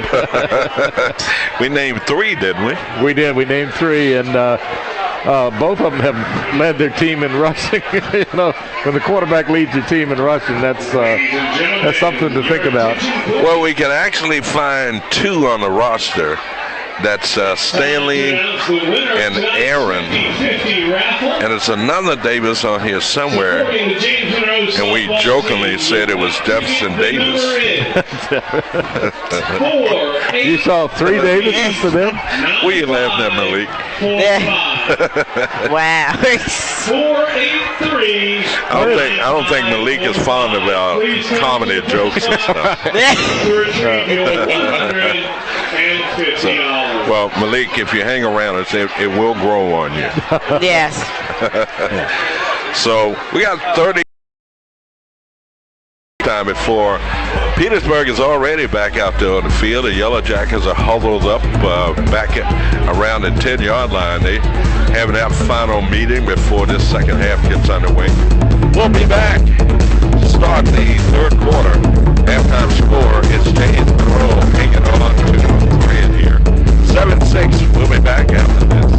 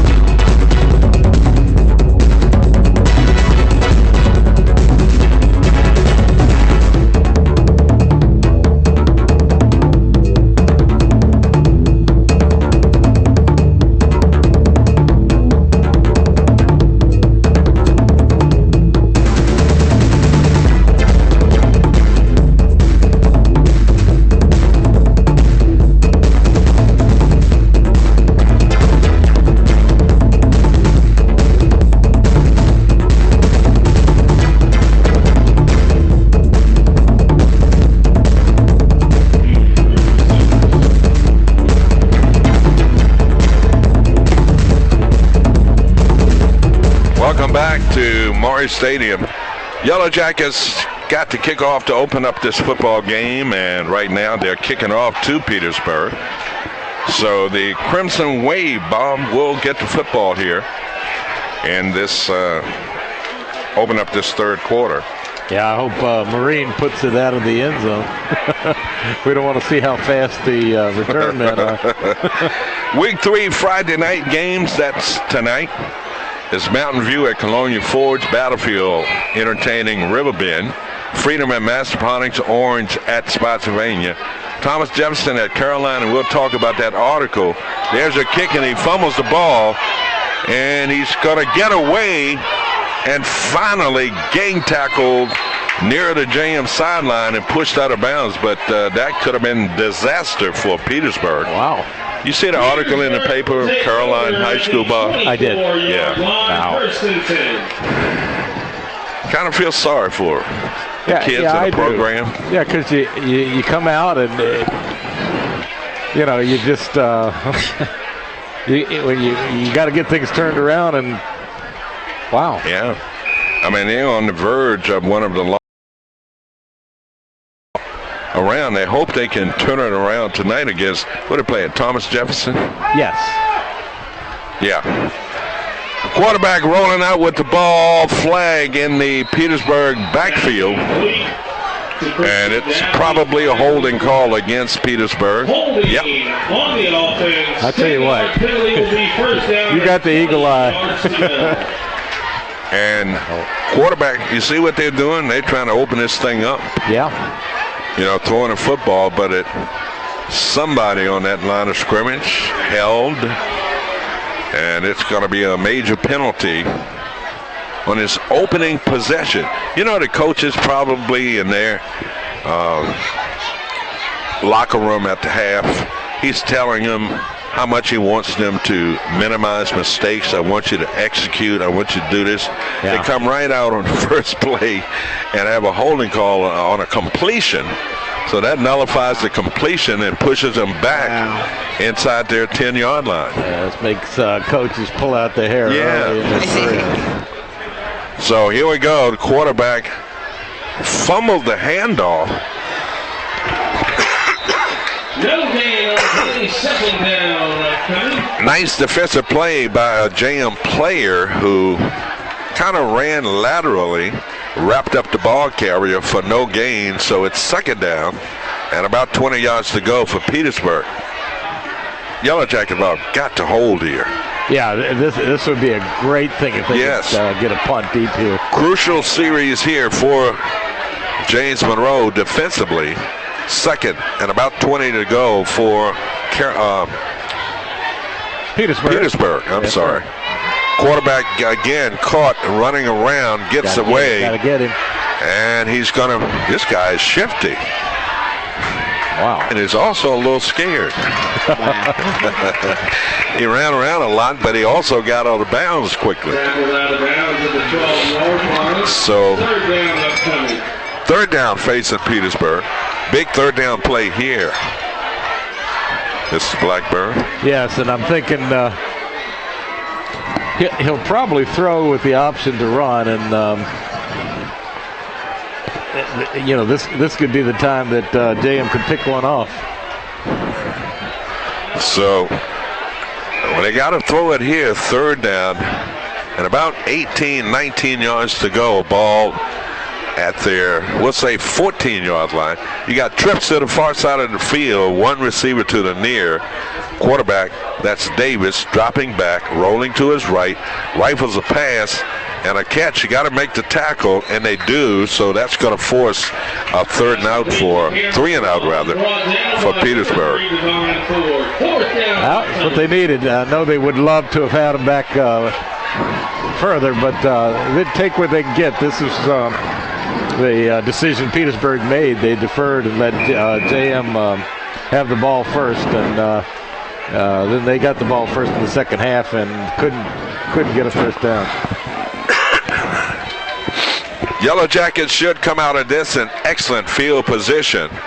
That's a low snap and the pressure again put on, but he gets off a decent punt. Nice catch on a there, return. nice catch. Comes back to the inside. Nice weaving his way come on. through. Tries to run over the best player on that Petersburg team. That's Fred Raspberry making a stop for Petersburg, but a great return, excellent field position for James Monroe. Now they need to execute, Bob. Yeah, they do. They need to no mistakes. No mistakes. Come down the field, take off some time. Well, you know, the last 2 weeks, a run like that would have broken free. Not a bad run, was it, Malik? It wasn't. I wish I could do that, but I wish I could do it. I know, right? 1st and 10 for James Monroe at Petersburg's 37-yard line, and the Yellow Jackets keep it on the ground. Nice hard running down inside. Divine Ford on the carry. Yeah, give it to the guy who has got the desire. You know. And plus, if he can break that initial line of scrimmage there, I mean, it's a foot race in that secondary. Yeah, the one he runs a lot bigger than he is, doesn't he, Bob? Yeah, he does. You know, 171 pounds. Yeah, he takes the hits. Spins off. 2 receivers to the far side of the field, 1 to the near from the pistol formation. Quarterback Davis keeps it himself around the left side, cuts it back inside. He makes guys miss, and finally somebody caught up with him on the far side. Nice looking drive so far. First down. That's the play they ran a couple of times, and I said they were fighting over the football. That time, Davis said, I'm going to keep it. And a good decision there, picking up the first down. Yellow Jackets already pretty close to field goal range, aren't they? Yeah, but let's don't talk about it yet. Oh, okay. Don't want to jinx them, huh? Right. He said, let's not talk about it yet. 1st and 10 for the Yellow Jackets. Yellow Jackets bunched in there. It's a running play. Hitting nice, hard running down inside. Wow. Bounced to the outside and picked up about 7-8 yards on that run. Yeah, this is some desire. I think they had a talking to at halftime. So this offensive line opening up good holes, and these backs are keeping both hands on that football. The Yellow Jackets aren't doing anything fancy here, Bob. They're running the ball right at the heart of this Petersburg defense. Yeah, whoever gave them that advice, right on. Yep. Let's give Don Joy some credit. Yellow Jackets again, and they fumble the football. Wow. Fell on it. Got to put it in the bread basket, right, Malik? Yeah, they're close. I mean, don't mess up now. So a fumble on that play, setting up 3rd, and about 4 yards to go for James Monroe. Sean Smith coming out, number 5, checking into. That's Deolante Hayes, 5'11", 179, senior. Yellow Jackets, probable pass here, Bob. 2 receivers to this side of the field. And Davis tried to draw him off sides, and he might have done that. Wow, flag on the play. Yep. That would be nice if they could get that 5. I saw a little head bob there about a quarterback. Let's see. It's going to be a false start. He bobbed his head and one of his linemen moved. Ain't supposed to work that way, is it? No, it really isn't. Supposed to draw off one of those defensive players. So now it's a 3rd and 10 yards to go. These receivers can get open. Throw the ball. Can you see Malik? Yes, I can see. So 3rd and 10 yards to go. Davis, and a run up the middle. I think they're looking at a field goal here, Bob. From the result of that play, yeah. So number 4 going out. Elijah Baylor. For the Yellow Jackets, Baylor or Holder? I'm not sure, but looks like it. I want to say chip shot for Marine, but I don't want to jinx it. So that's going to be about a 31-yard field goal attempt here by Marine.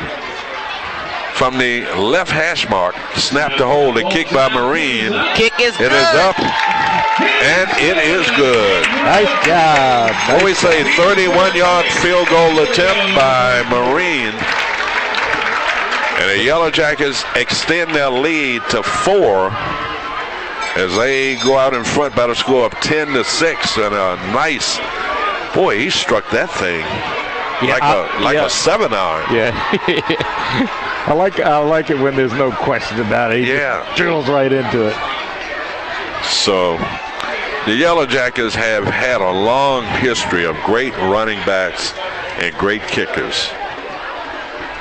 They really have, haven't they? And we were talking about Nancy Leitner's son, Richard Leitner, who was an excellent kicker for the Yellow Jackets. David Ditt, a couple of years ago, who really had I'm not going to say a stinky toe, but he could boom them into the end zone.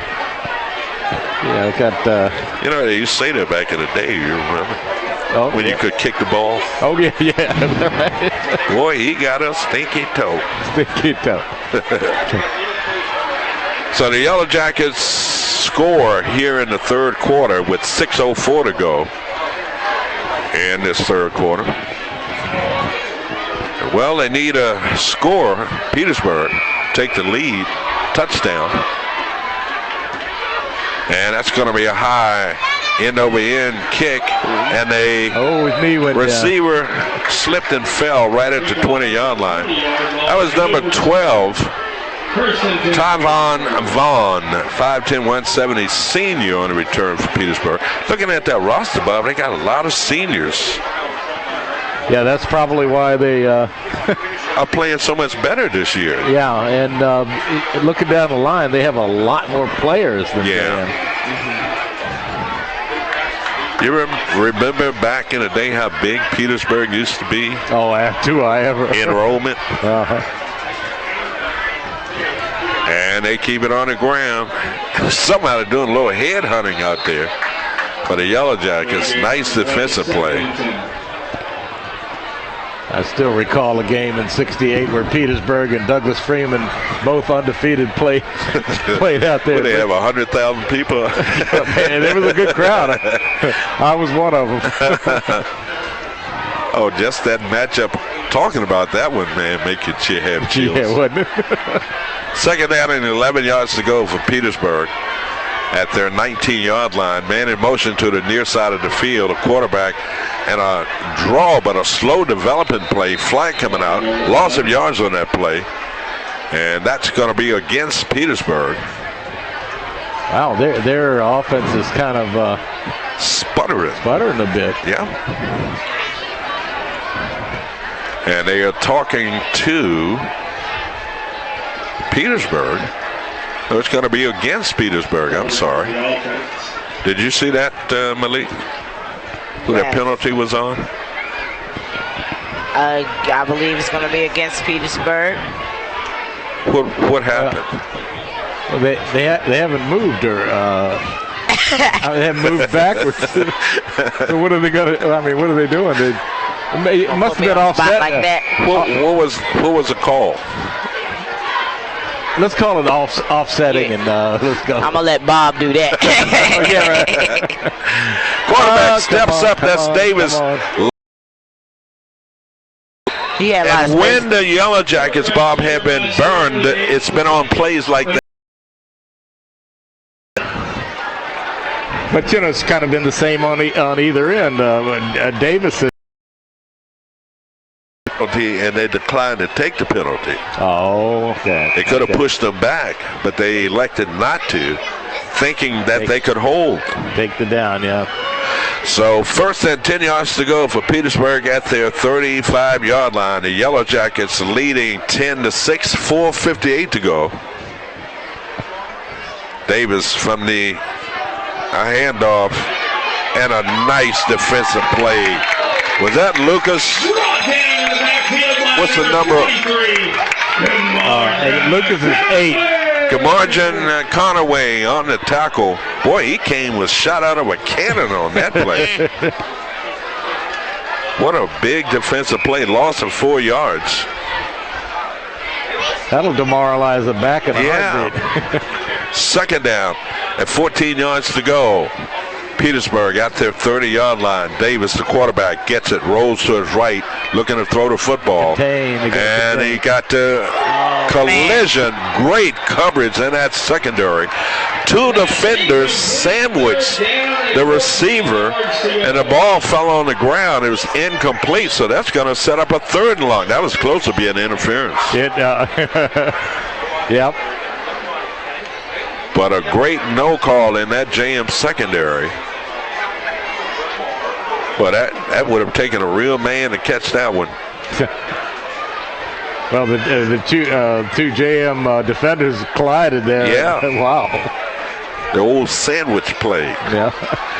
Third and 14 yards to go. Quarterback dropping back, looking downfield, steps up, and he throws a pass, and a nice defensive play.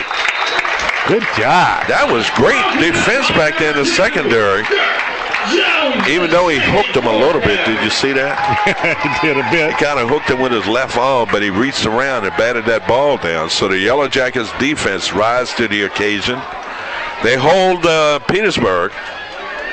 I still say they can block a punt. Yeah. I mean, they've had bad snaps, and the punter bobbled the football. Let's see if we get into pressure. Well, they might call it off here. They just want a good return. They're hoping to get a first down, or they're actually punting. So a nice punt, and it takes a JM bounce, and it's going to be down at the. There's a flag coming out. What's that over? I saw no contact between Petersburg and James Monroe. Now, what's the call?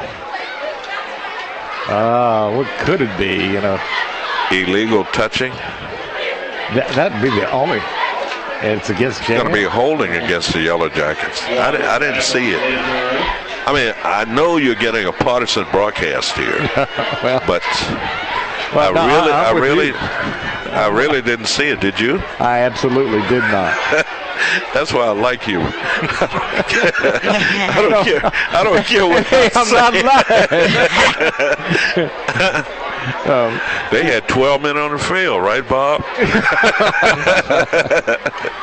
Yeah, they did. Didn't you call that? Absolutely, Herman. All right, here we go. First and 10 yards to go, and the Yellow Jackets pound that. That was a pancake tackle that time. Yeah. Number 56 for Petersburg. Keep calling 56. There's a 56 out there. Wasn't that 56, Malik? What's the number on that guy's jersey right there? Come on with your young eyes. This one right here. No, let's try this team over here. Right here, number 9. Right here, right here. No, 56, but there's no 56 on that roster. All right, second down and 10 yards to go for James Monroe. Sure. And there's movement. It might be an illegal false start against the Yellow Jackets. Contact was made by Petersburg. Let's see if they were drawn offsides. Encroachment.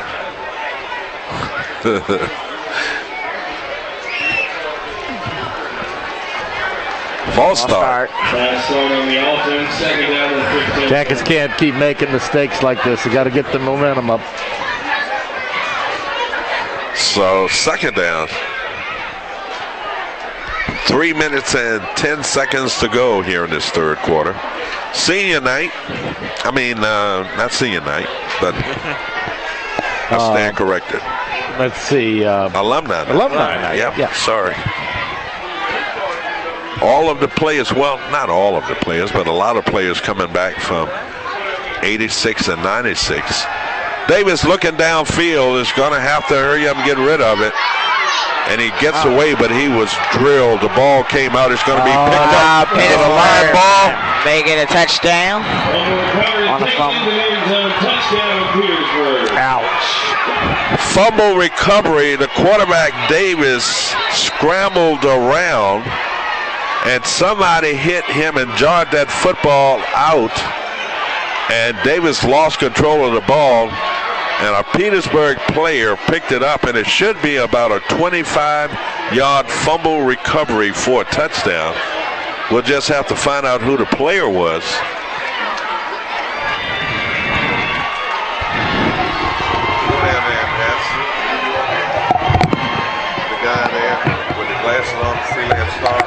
Who scores for Petersburg?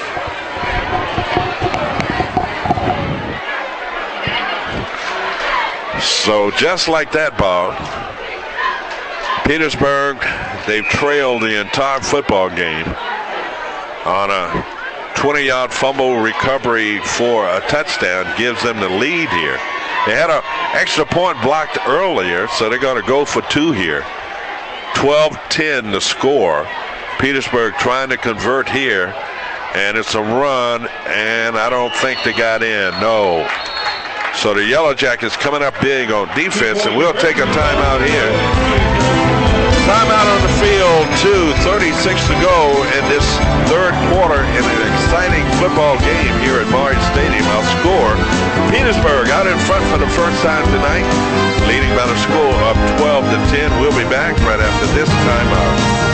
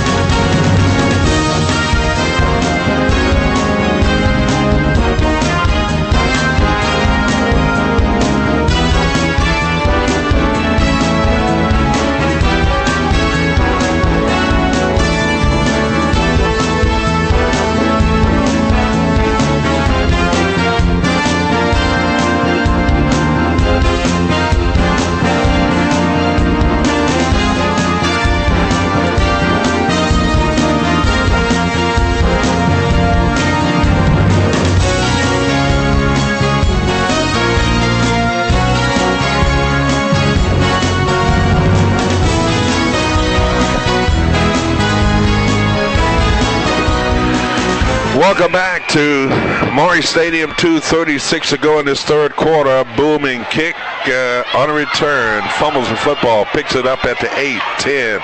Runs laterally around the left side and just could not get around to that wall, Bob. Yeah. First time tonight by the score of 12-10. It's amazing to see a team that can match JM's speed, and they've been doing it all night long. It looks like, they might be able to turn the corner, and they just. And I would have to say they're pretty evenly matched, Bob. Yeah, Petersburg and James Monroe. Yeah. And right now it's Petersburg. I mean, this thing could easily go either way because the Yellow Jackets with tremendous speed back there, and we got to see if Davis is going to stay in there. He took a real hard shot there on that when he lost that football. So Davis still in there at his 7-yard line, operating from the pistol. It was movement in the backfield, but no. And again, the quarterback. Davis tackled in the backfield, 2nd and 15. Don't understand that call. You got too many weapons out there. After he got hit so hard, I kind of rest Davis up a little bit. Yeah, and, where is that that off-tackle run that was moving the football? Yeah. That was when our buddy Divine Ford was moving the football. Yeah. So the Yellow Jackets short of a player there. He's on the sideline talking with the coach. You got to hurry up and get in there now. You don't need a 5-yard delay of game penalty. So 2nd and about 15 yards to go for James Monroe. Get set, guys. Get set. Got to get set. You got receivers 3 to the far side of the field. And that's going to be Sean Smith. And I don't understand. Well, Junior brought down at the 5-yard line. 3rd down. Yellow Jackets can't panic now. I mean, dance with who brung you. I mean, we're seeing plays now that we have not seen in a while. So you got to stay with your best stuff. I'd get the ball off the Ford. How about you, Bob? Yeah, just straight ahead and challenge them to a strength contest and move the ball, 3 yards, 4 yards. So Dirk Jones getting in there. And at quarterback, you got to even watch passing the ball here. With 3rd down and about 17 yards to go, I would just get some room where I can punt the ball. And there's a pass. And he's tackled around. It's going to be right around the 1 yard line. Would have never thrown the well. Let me stop being opinionated. Hell, going to have to get a punt out of there now. So, I mean, it's been a situation where the Yellow Jackets are beginning to let this thing get away from them now. 10 seconds ago, I don't know whether they will have time enough here to get off a punt. But a punter standing in his end zone. No, they will not. So the Yellow Jackets decisions here when we return at the beginning of the fourth quarter. It's going to be a fourth down and long. 12-10 Petersburg back after this.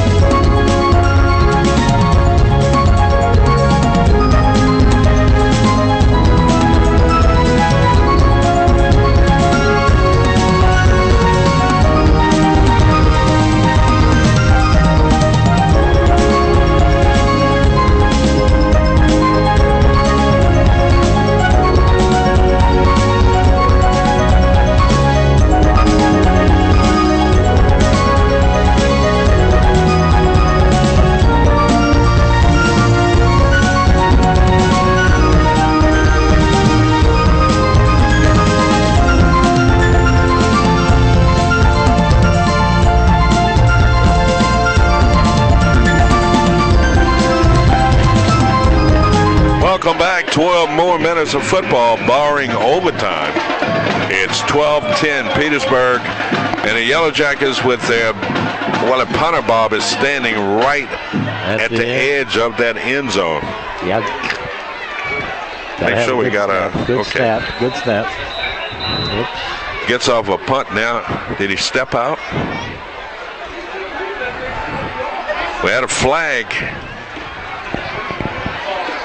Penalty against James Monroe. Boy, they're coming unglued. I don't even know what that. You know what that signal is? I don't. Flat tire. I have no idea. Do they still put that in the programs? I don't. What the calls are? I don't think so. I know they used to do that. They did. You're right.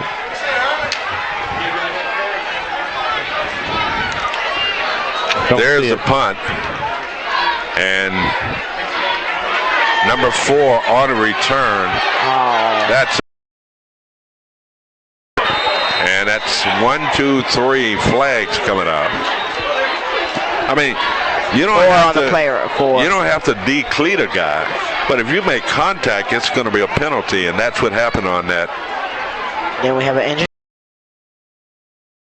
on the far side of the field. What's the number? There's a Petersburg player. Let's see. Can you see it? Not yet.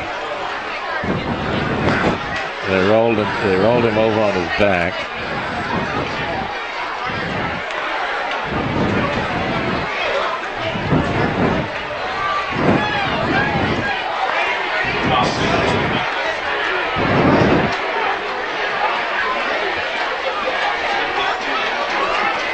Gosh, I've seen personal fouls. I've seen the referees running through a whole litany of penalties.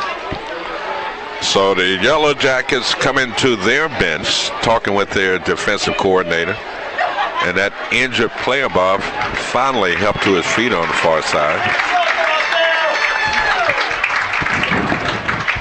So still haven't sorted out things, but the initial indication there that it's going to be against Petersburg.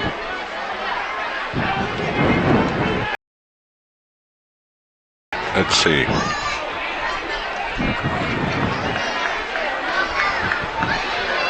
Well, we got 11:40 to go in this football game. 12-10 Petersburg. And it's going to be a penalty against Petersburg. That's going to push the ball back to the 40-yard line. Yeah, and then they have to settle down and go.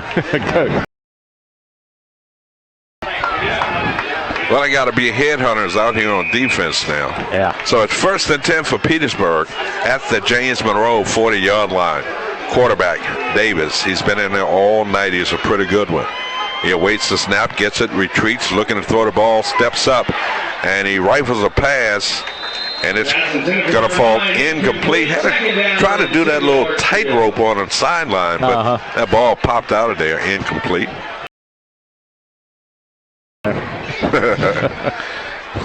You know who used to do that better than anybody? Who was that? Raymond Berry. Raymond Berry. I should have known. Yep. Old Baltimore Colts. Yep. 2nd down and 10 yards to go. Quarterback Davis rolling to the near side, throws a pass through the hands of the intended receiver.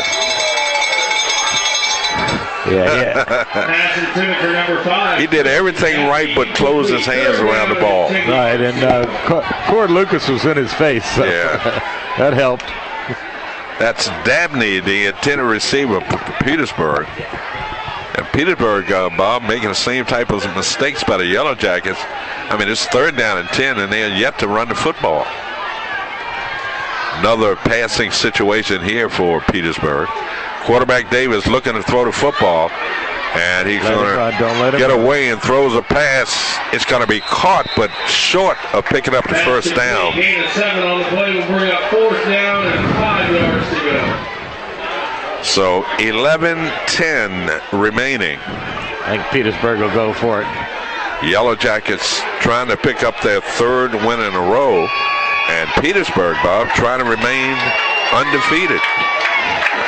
4th down and about 5 yards to go. Big play here. Folks on their feet shouting defense. Somebody on that JM front jumped, and it might give them the first down. Not a good thing. Encroachment, James Monroe. That's going to push them real close to that first down. It might give them the first down. See where they spotted at.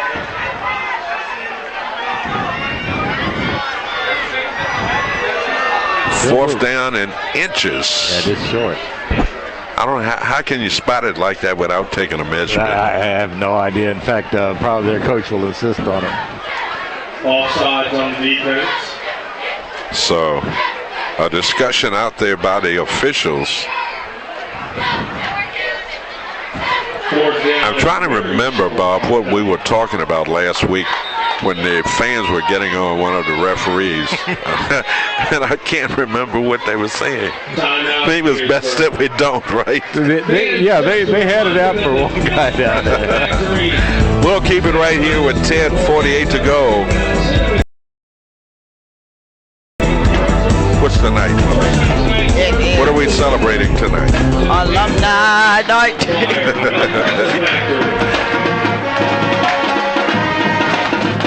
Hey, kid is sharp.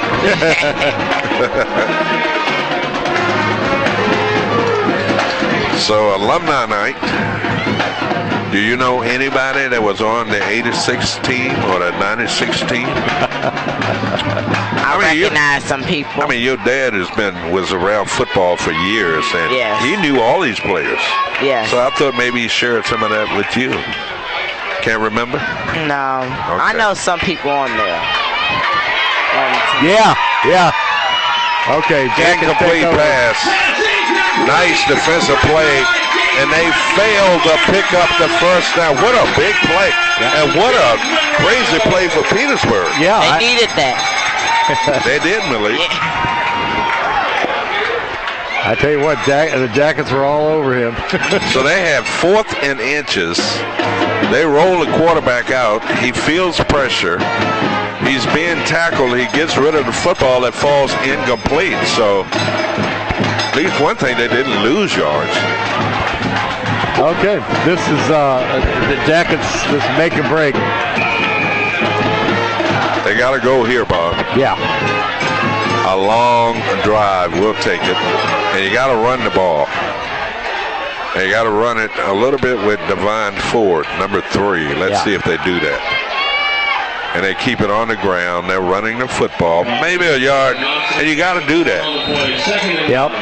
You know, even though they didn't pick up a huge yardage on that play, but you got to keep them honest on defense. Yeah, and then get some kind of counter play, and who knows? That's right. It in there a little bit, then that'll make the pass work. So, second down, and about 8.5 yards to go for the Yellow Jackets. 2 receivers to the near side, and that's going to be a run, a cut back to the inside, out across the 35 to about the 37-yard line. Yep, not a bad-looking run. No, and it gives them something manageable here on third down. Number 2 coming out. Who's number 2, Malik? Number 2. Dirk Jones for JM. How big is he? 145 pounds. The height of 5 feet 7 inches. There you go. Nice That's going to be that's nice. Sean Smith Come on, Sean. on the run. Go, Sean. Galloping up the middle that time into Petersburg territory, down to the 41-yard line of scrimmage tonight, Bob, For JM, by yeah. either team. Yeah. Wow, that made things happen. Yeah. So the Yellow Jackets with 9:18 to go in this football game, trail by 2. 1st and 10. The Yellow Jackets keep it on the ground, but you got to credit number 56. Number 56 is not listed on the Petersburg roster. He's a good one too. We called him. Yeah. I mean, he needs to get that credit. We'll just call him Griffin. We know Richard Griffin. How about that? 56. We know who it is. Yeah, we know 56. Right. Lawrence Taylor too. Yeah. Second down and 11. And the Yellow Jackets keep it on the ground. Nice cut back to the inside. Nice hard running down near the 35-yard line. A.J. Jackson. So the Yellow Jackets getting close to Marines territory. I mean, he's a pretty good field goal kicker. The Yellow Jackets, this is 2-down territory here, Bob. They don't pick it up on third down. They'll go for it on 4th down. So 3rd and 4 yards to go for the Yellow Jackets. You got Sean Smith, and that's Petersburg. Encroachment. That's going to be a 5-yard penalty against DeBerg. That's just You can call both teams the Berg. That's true. Battle of the Bergs tonight. That's right, Battle of the Berg. Yellow Jackets picking up the 1st down on that penalty against Petersburg. It's 1st and 10 yards to go. 7:53 to go here in this 4th quarter. And that's Smith. Calls his own number, cuts it inside. He's streaking up to 10. Go, baby. At the 5 and pulled down inside the 5 at the 4-yard line. That's Sean Smith. On about a 30-yard scamper off tackle on the left side, Bob, and he made some people miss, but it was a determined run by Smith. Yeah, I like to see that. And this drive, this is just what the doctor ordered. That's right. Here we go. The Yellow Jackets, they don't need mistakes here with a 1st and goal at the Petersburg 5-yard line. You got a receiver split to the far side, one to the near. Quarterback. That's going to be Sean Smith. Cuts it inside. Oh, was he pancaked on that play? Kind of blindsided. But a great defensive play, and I don't think he picked up any yards, Bob.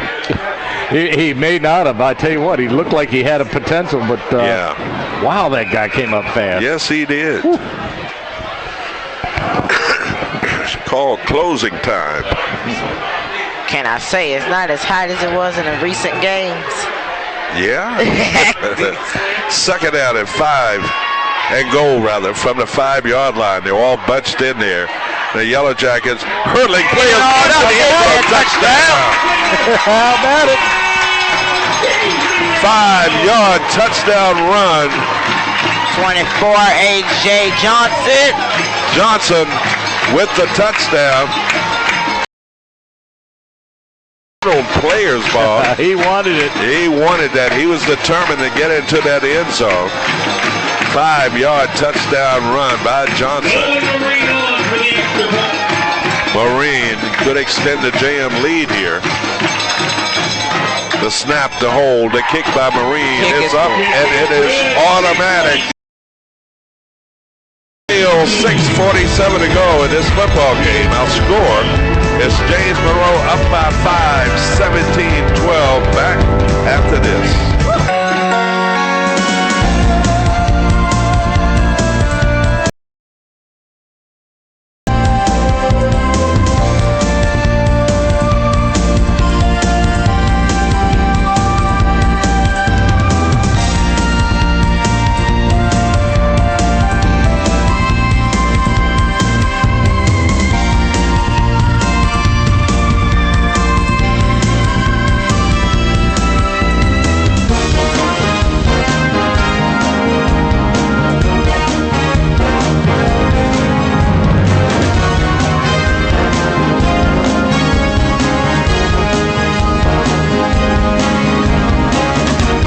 Back, 6:47 to go, fourth quarter, 17-12. James Monroe back to order. It was a nice drive, nice finish. So Marine, we need a touchback here. I want to see him go 80 yards. Yeah. Marine set to kick. And he gets off a line drive kick that goes into the end zone for the touchback. Hey, it looked like he kicked it away from the guy, the return man. Yeah. And that was a good kick there. That was, even if he had been over there, Bob, it would have been tough to return. Yes, yeah. But it scooted right into the end zone. He has a powerful kick, though. Yes, he does. So the class of 86 and 96 were honored tonight. Yep. Coach Survey gave us some gifts too, didn't he? I think he has some gifts that Survey gave them. Oh yeah, for the players. for the players, yeah. And a receiver dropped the football. That's what you say. I heard footsteps. Yeah. That was number 88, the intended receiver, Noah Page. Big target at 6'4", but he didn't want to catch that football. Yeah, you know, JM, if they sit back here, they can get an interception. 2nd and 10 yards to go. Davis, quarterback, looking, flushed out of the pocket. You got to. Oh, I saw him pushing the back. And plus, it looks like he's real close. A late flag. That's going to be personal foul call against the Yellow Jackets. Somebody kind of hit him late on that far side, so let's see what the call is. They always make those calls on the opposing team's side. Face mask. On this side of the field, they would never make that call. Now, I'm going to pull you in with me. Okay. I'm not going to hang out there by myself. No, I got you back. But we've been pretty good with the referees this year. And so far, so good. Yeah, but they're picking after us. 1st and 10 for Petersburg. And another drop pass. These receivers a little bit tentative in catching the football. Antoine Brown Jr. unable to come up with that reception. So we kind of like him throwing the ball, don't we? Yeah, and I think I feel like the Jackets could probably pick one here. So quarterback again, Davis, feeling the pressure, dumps it off. And going to be short of the first down, out across the 35 to about the 38-yard line. 6:06 to go in this football game. Been a good game tonight. Yeah, they've gone back and forth. Haven't made a lot of mistakes. No. But then again, didn't capitalize in the first half. yeah.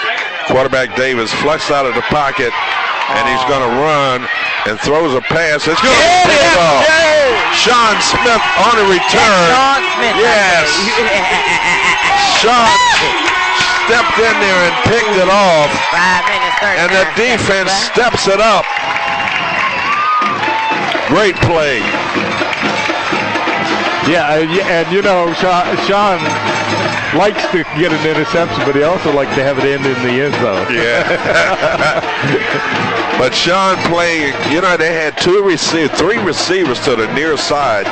So you had two corners over here, Bob, that was, so I looked and I said, man, they've got an odd man over there. They outman us with three receivers. We only have two defenders. Old Sean kind of rotated from that safety position right into place and picked that football off. 1st and 10 for the Yellow Jackets at Petersburg 40-yard line. Finally taken down. Go on, Sean. Boy, he did a little matador there, didn't he? Yeah, right. Yeah, they need to make this drive end with some points. Well, I know it was a great play there by Smith on that opening play, but they lost 5 yards. You got to do things to go north and south, not lose yardage, and just ball control here and control the outcome of this football game. 2nd and about 14 yards to go for James Monroe. Quarterback, that's Smith, hands it off. Gets to the outside, cuts it back inside. Nice run down inside the 35. Nice to about the 32-yard. That AJ? Boy, he kind of stutter step there. You see him? That was a beauty. That was a beauty. Make him miss, buddy. Make him miss. That's what he did, Bob. He stutter stepped and waited, and defenders came flying by. Gathered himself and picked up additional yards. So 3rd down and a short 2 to go for James Monroe at the Petersburg, we'll say 32-yard line. 4 minutes, 20 seconds to go. Yellow Jackets up 17-12. James Monroe keeping it on the ground and approaching that 30-yard line. So it's going to be about a yard shy. And what do you do here? It's too well, you far. could make it a one-possession game here if you went for a field goal, but is that out of his range? That's pushing it. I mean, I think Nolan Marine is a fine kicker, but that's pushing it. That's going to be somewhere about a 47-yard field goal. So they're going to go for it here on 4th down, 4th, and a yard to go. Sean Smith, the quarterback, over his head. That's trouble.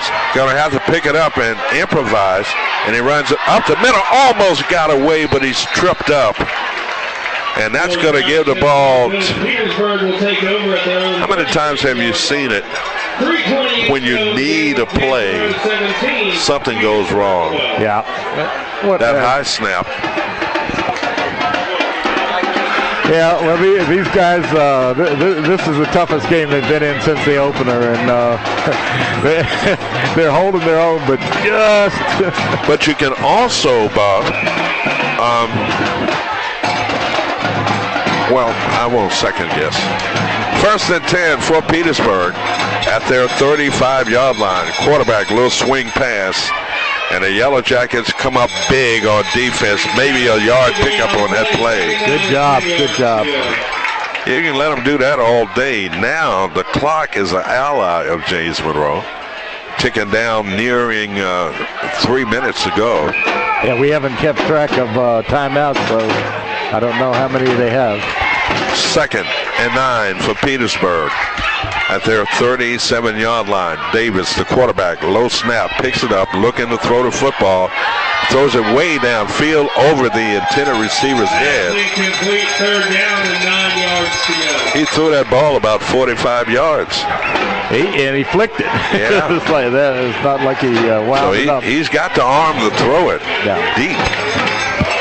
But a big third down play here for Petersburg.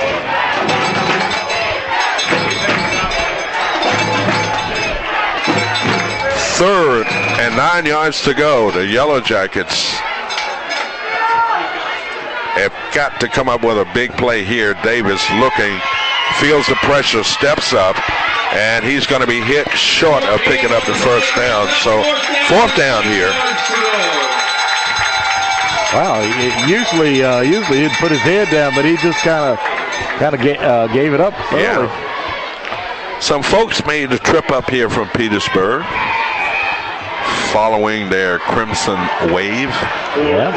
Their undefeated team. Just over 2 minutes remaining in the game.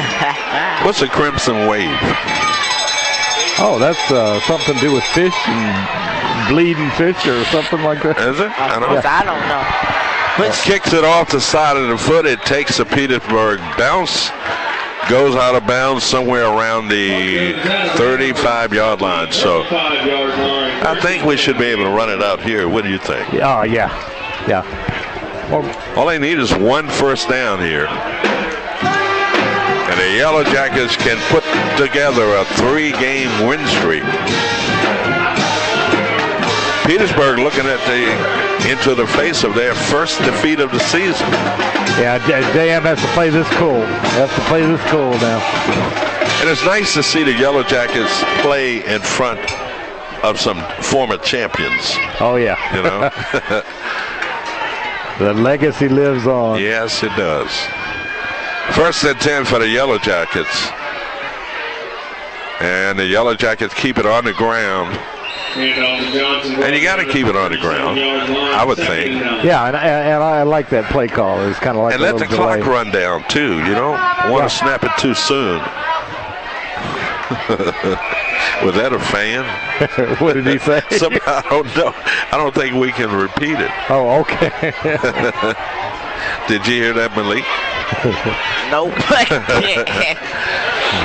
So second and 9 yards to go for James Monroe. You're hoping for no mistakes. That's right. No mistakes here. Smith calls his number, and he's going to be stacked up right around the 35-yard line. Minute 21 to go. 1:21 to put, 17-12. James Monroe on top. Now we're getting a timeout. Let's see. Petersburg taking a timeout. And can we take a vote? You guys want to take a timeout? You know, I don't care what we do. All I know is score 17-12. JM do not make a mistake. In that case, Malik, we'll keep it. Malik, we'll keep it right here. Then we won't take a break. Okay. Next week is a bye week, I believe. It is a bye week. No football next Friday night here for James Monroe. It's a good week to check out another game in the area. Oh, yeah. I was just thinking of Rich Survey. I saw him come off the field, and I was thinking he's the common denominator in all these teams they're honoring tonight and tonight's team. Oh, yeah. Uh-oh. Thank you for the 5 yards there, fellas. Yeah. So that's going to be 3rd and 5 instead of 3rd and 10. Makes a big difference. 3rd down and 5 yards to go. Look at old big number 75 out there. DeAndre Tucker, 6'1". He's bigger than 240. Yeah, he's eating most days. He's eating at the croaker spot. Yeah, I sure would like to know who number 56 from Petersburg is. Yeah, he's a player. He's a player. 3rd down and 5 yards to go. Yellow Jackets, that's going to be Johnson, I think. Johnson, no gain on the play. That's A.J. Johnson. So 4th and 5 here with 1:18 to go. They need a good punt here because Petersburg might be coming after this punt, Bob. Yeah. I'd maybe try to angle it out of bounds, but of course that would stop the clock. You like the band? Are you a musician, Malik? I sing. You sing. Yes.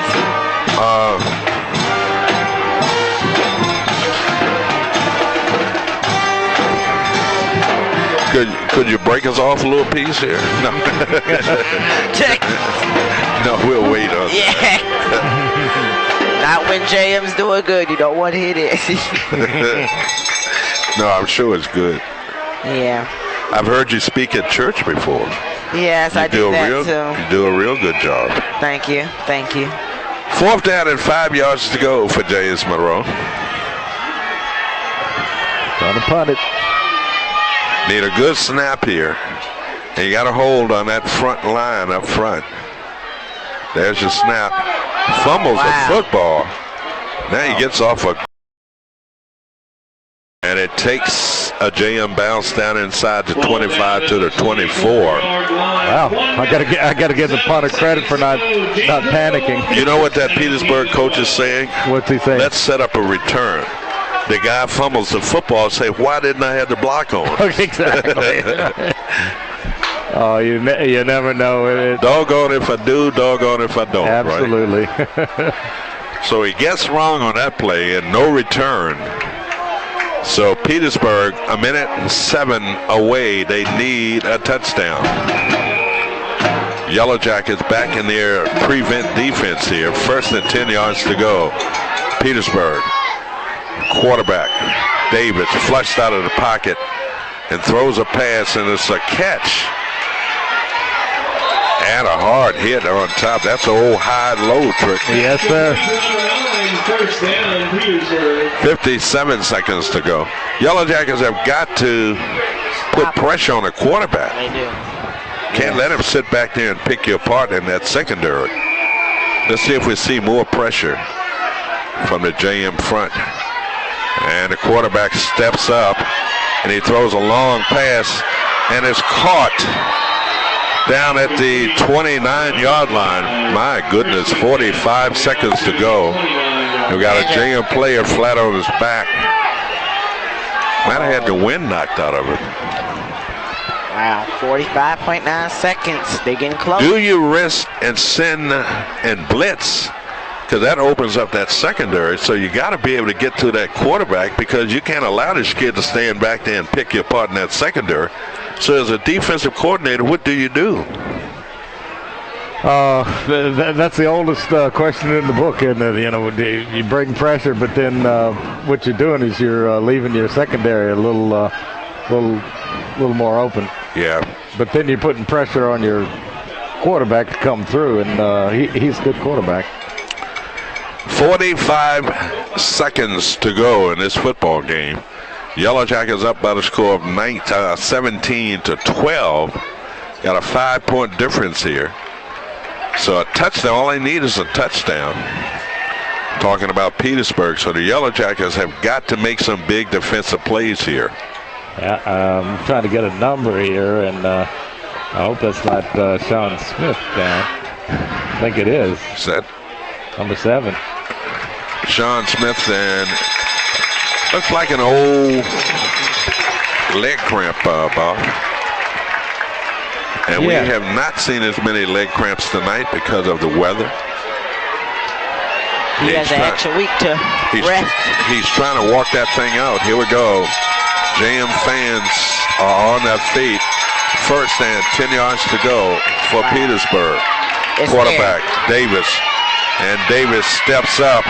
He's going to run the football, turns the corner, and he steps out of bounds on the far side of the field, down inside the 20. And it's going to be a 1st down for Petersburg. And 37 seconds to go. Jackets need a big play here. Yes. They need to dig in here. They can't let this Petersburg team come from behind and beat them here. 1st and 10 for the Crimson Wave at the 17-yard line. 3 receivers to the near side, 1 to the far. Davis from the pistol formation. Davis gets a snap, backs up, rifles a pass. It's going to be picked off. We get the ball back. My goodness, what a defensive play. The Yellow Jackets with the interception. My goodness. What a play. What a play. I know that's right. What an interception. That's just what we need, Bert. I was scared. You were. I think there were about 11 guys in black jerseys. That's the They were most so close honest to that. feeling I've heard. Malik said, I'm scared. Okay. Yeah. No, I mean, they were close to that end zone with 30-some seconds left. That's right. Wow. What a big play. but So the Yellow Jackets getting the interception with 30.8 seconds to go in this football game. So- Who was that man? who was the guy that intercepted?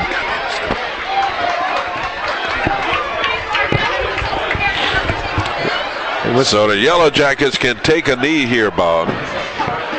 Quarterback on the center takes a knee. And I think they have to take a one more Dominic knee. Early with the interception. Number 10. early. You Okay. call it, Malik. Who was it? Dominic Early, number 10. 6 feet. There we go. Ha! Got it right. They said, You did. So the Woo! running out the clock here.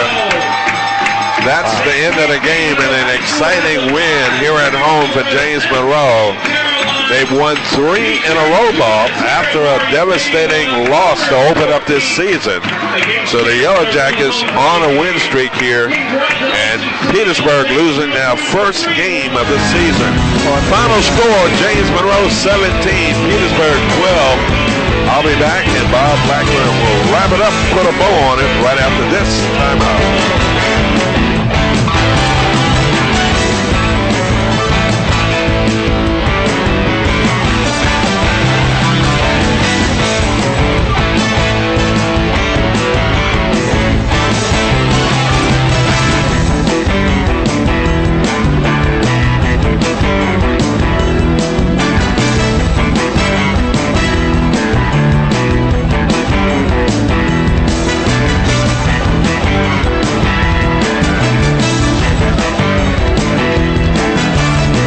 Welcome back to Maury Stadium as we begin to wrap it up. The Yellow Jackets in a thriller tonight, beating Petersburg by about a score of 17-12.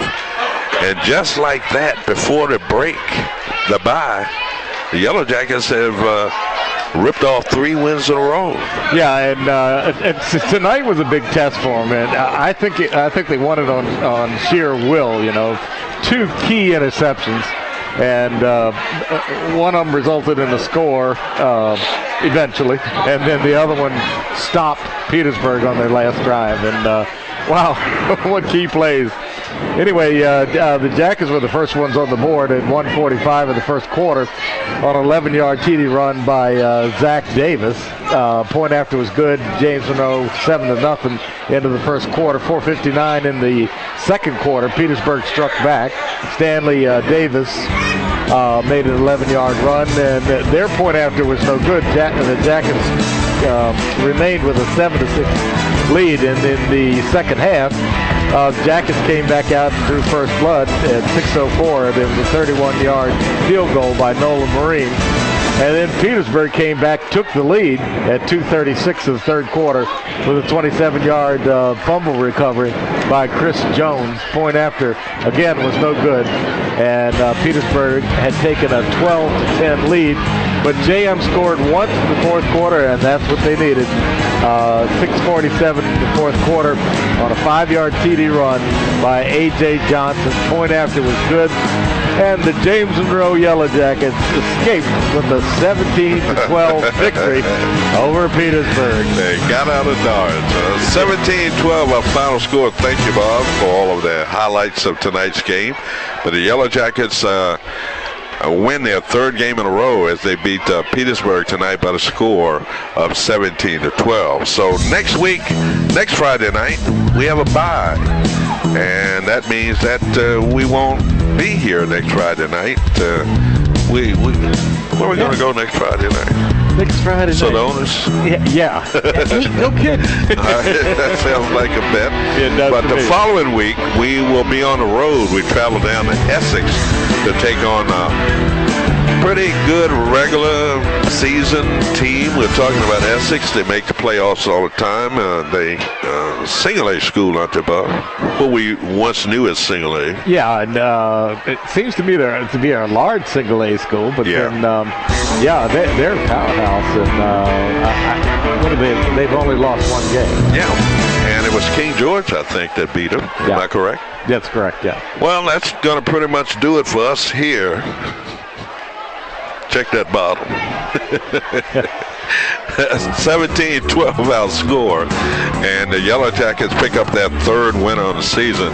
That's Gilbert Montgomery and his family back here behind us. And 17-12 our final score, and have we ever been run off the air? We haven't, I don't think. Pretty close to it, right? Don't tell Chris anything. He might just. he can pull a plug whenever he wants. That's right. So Essex on the road in 2 weeks. Next week is a bye. So I'm going to say so long for Chris and for Logan and my friend here, Bob Blackburn. Once again, that final score, I'm Herman Cage saying 17-12 our final score. Goodbye from RX.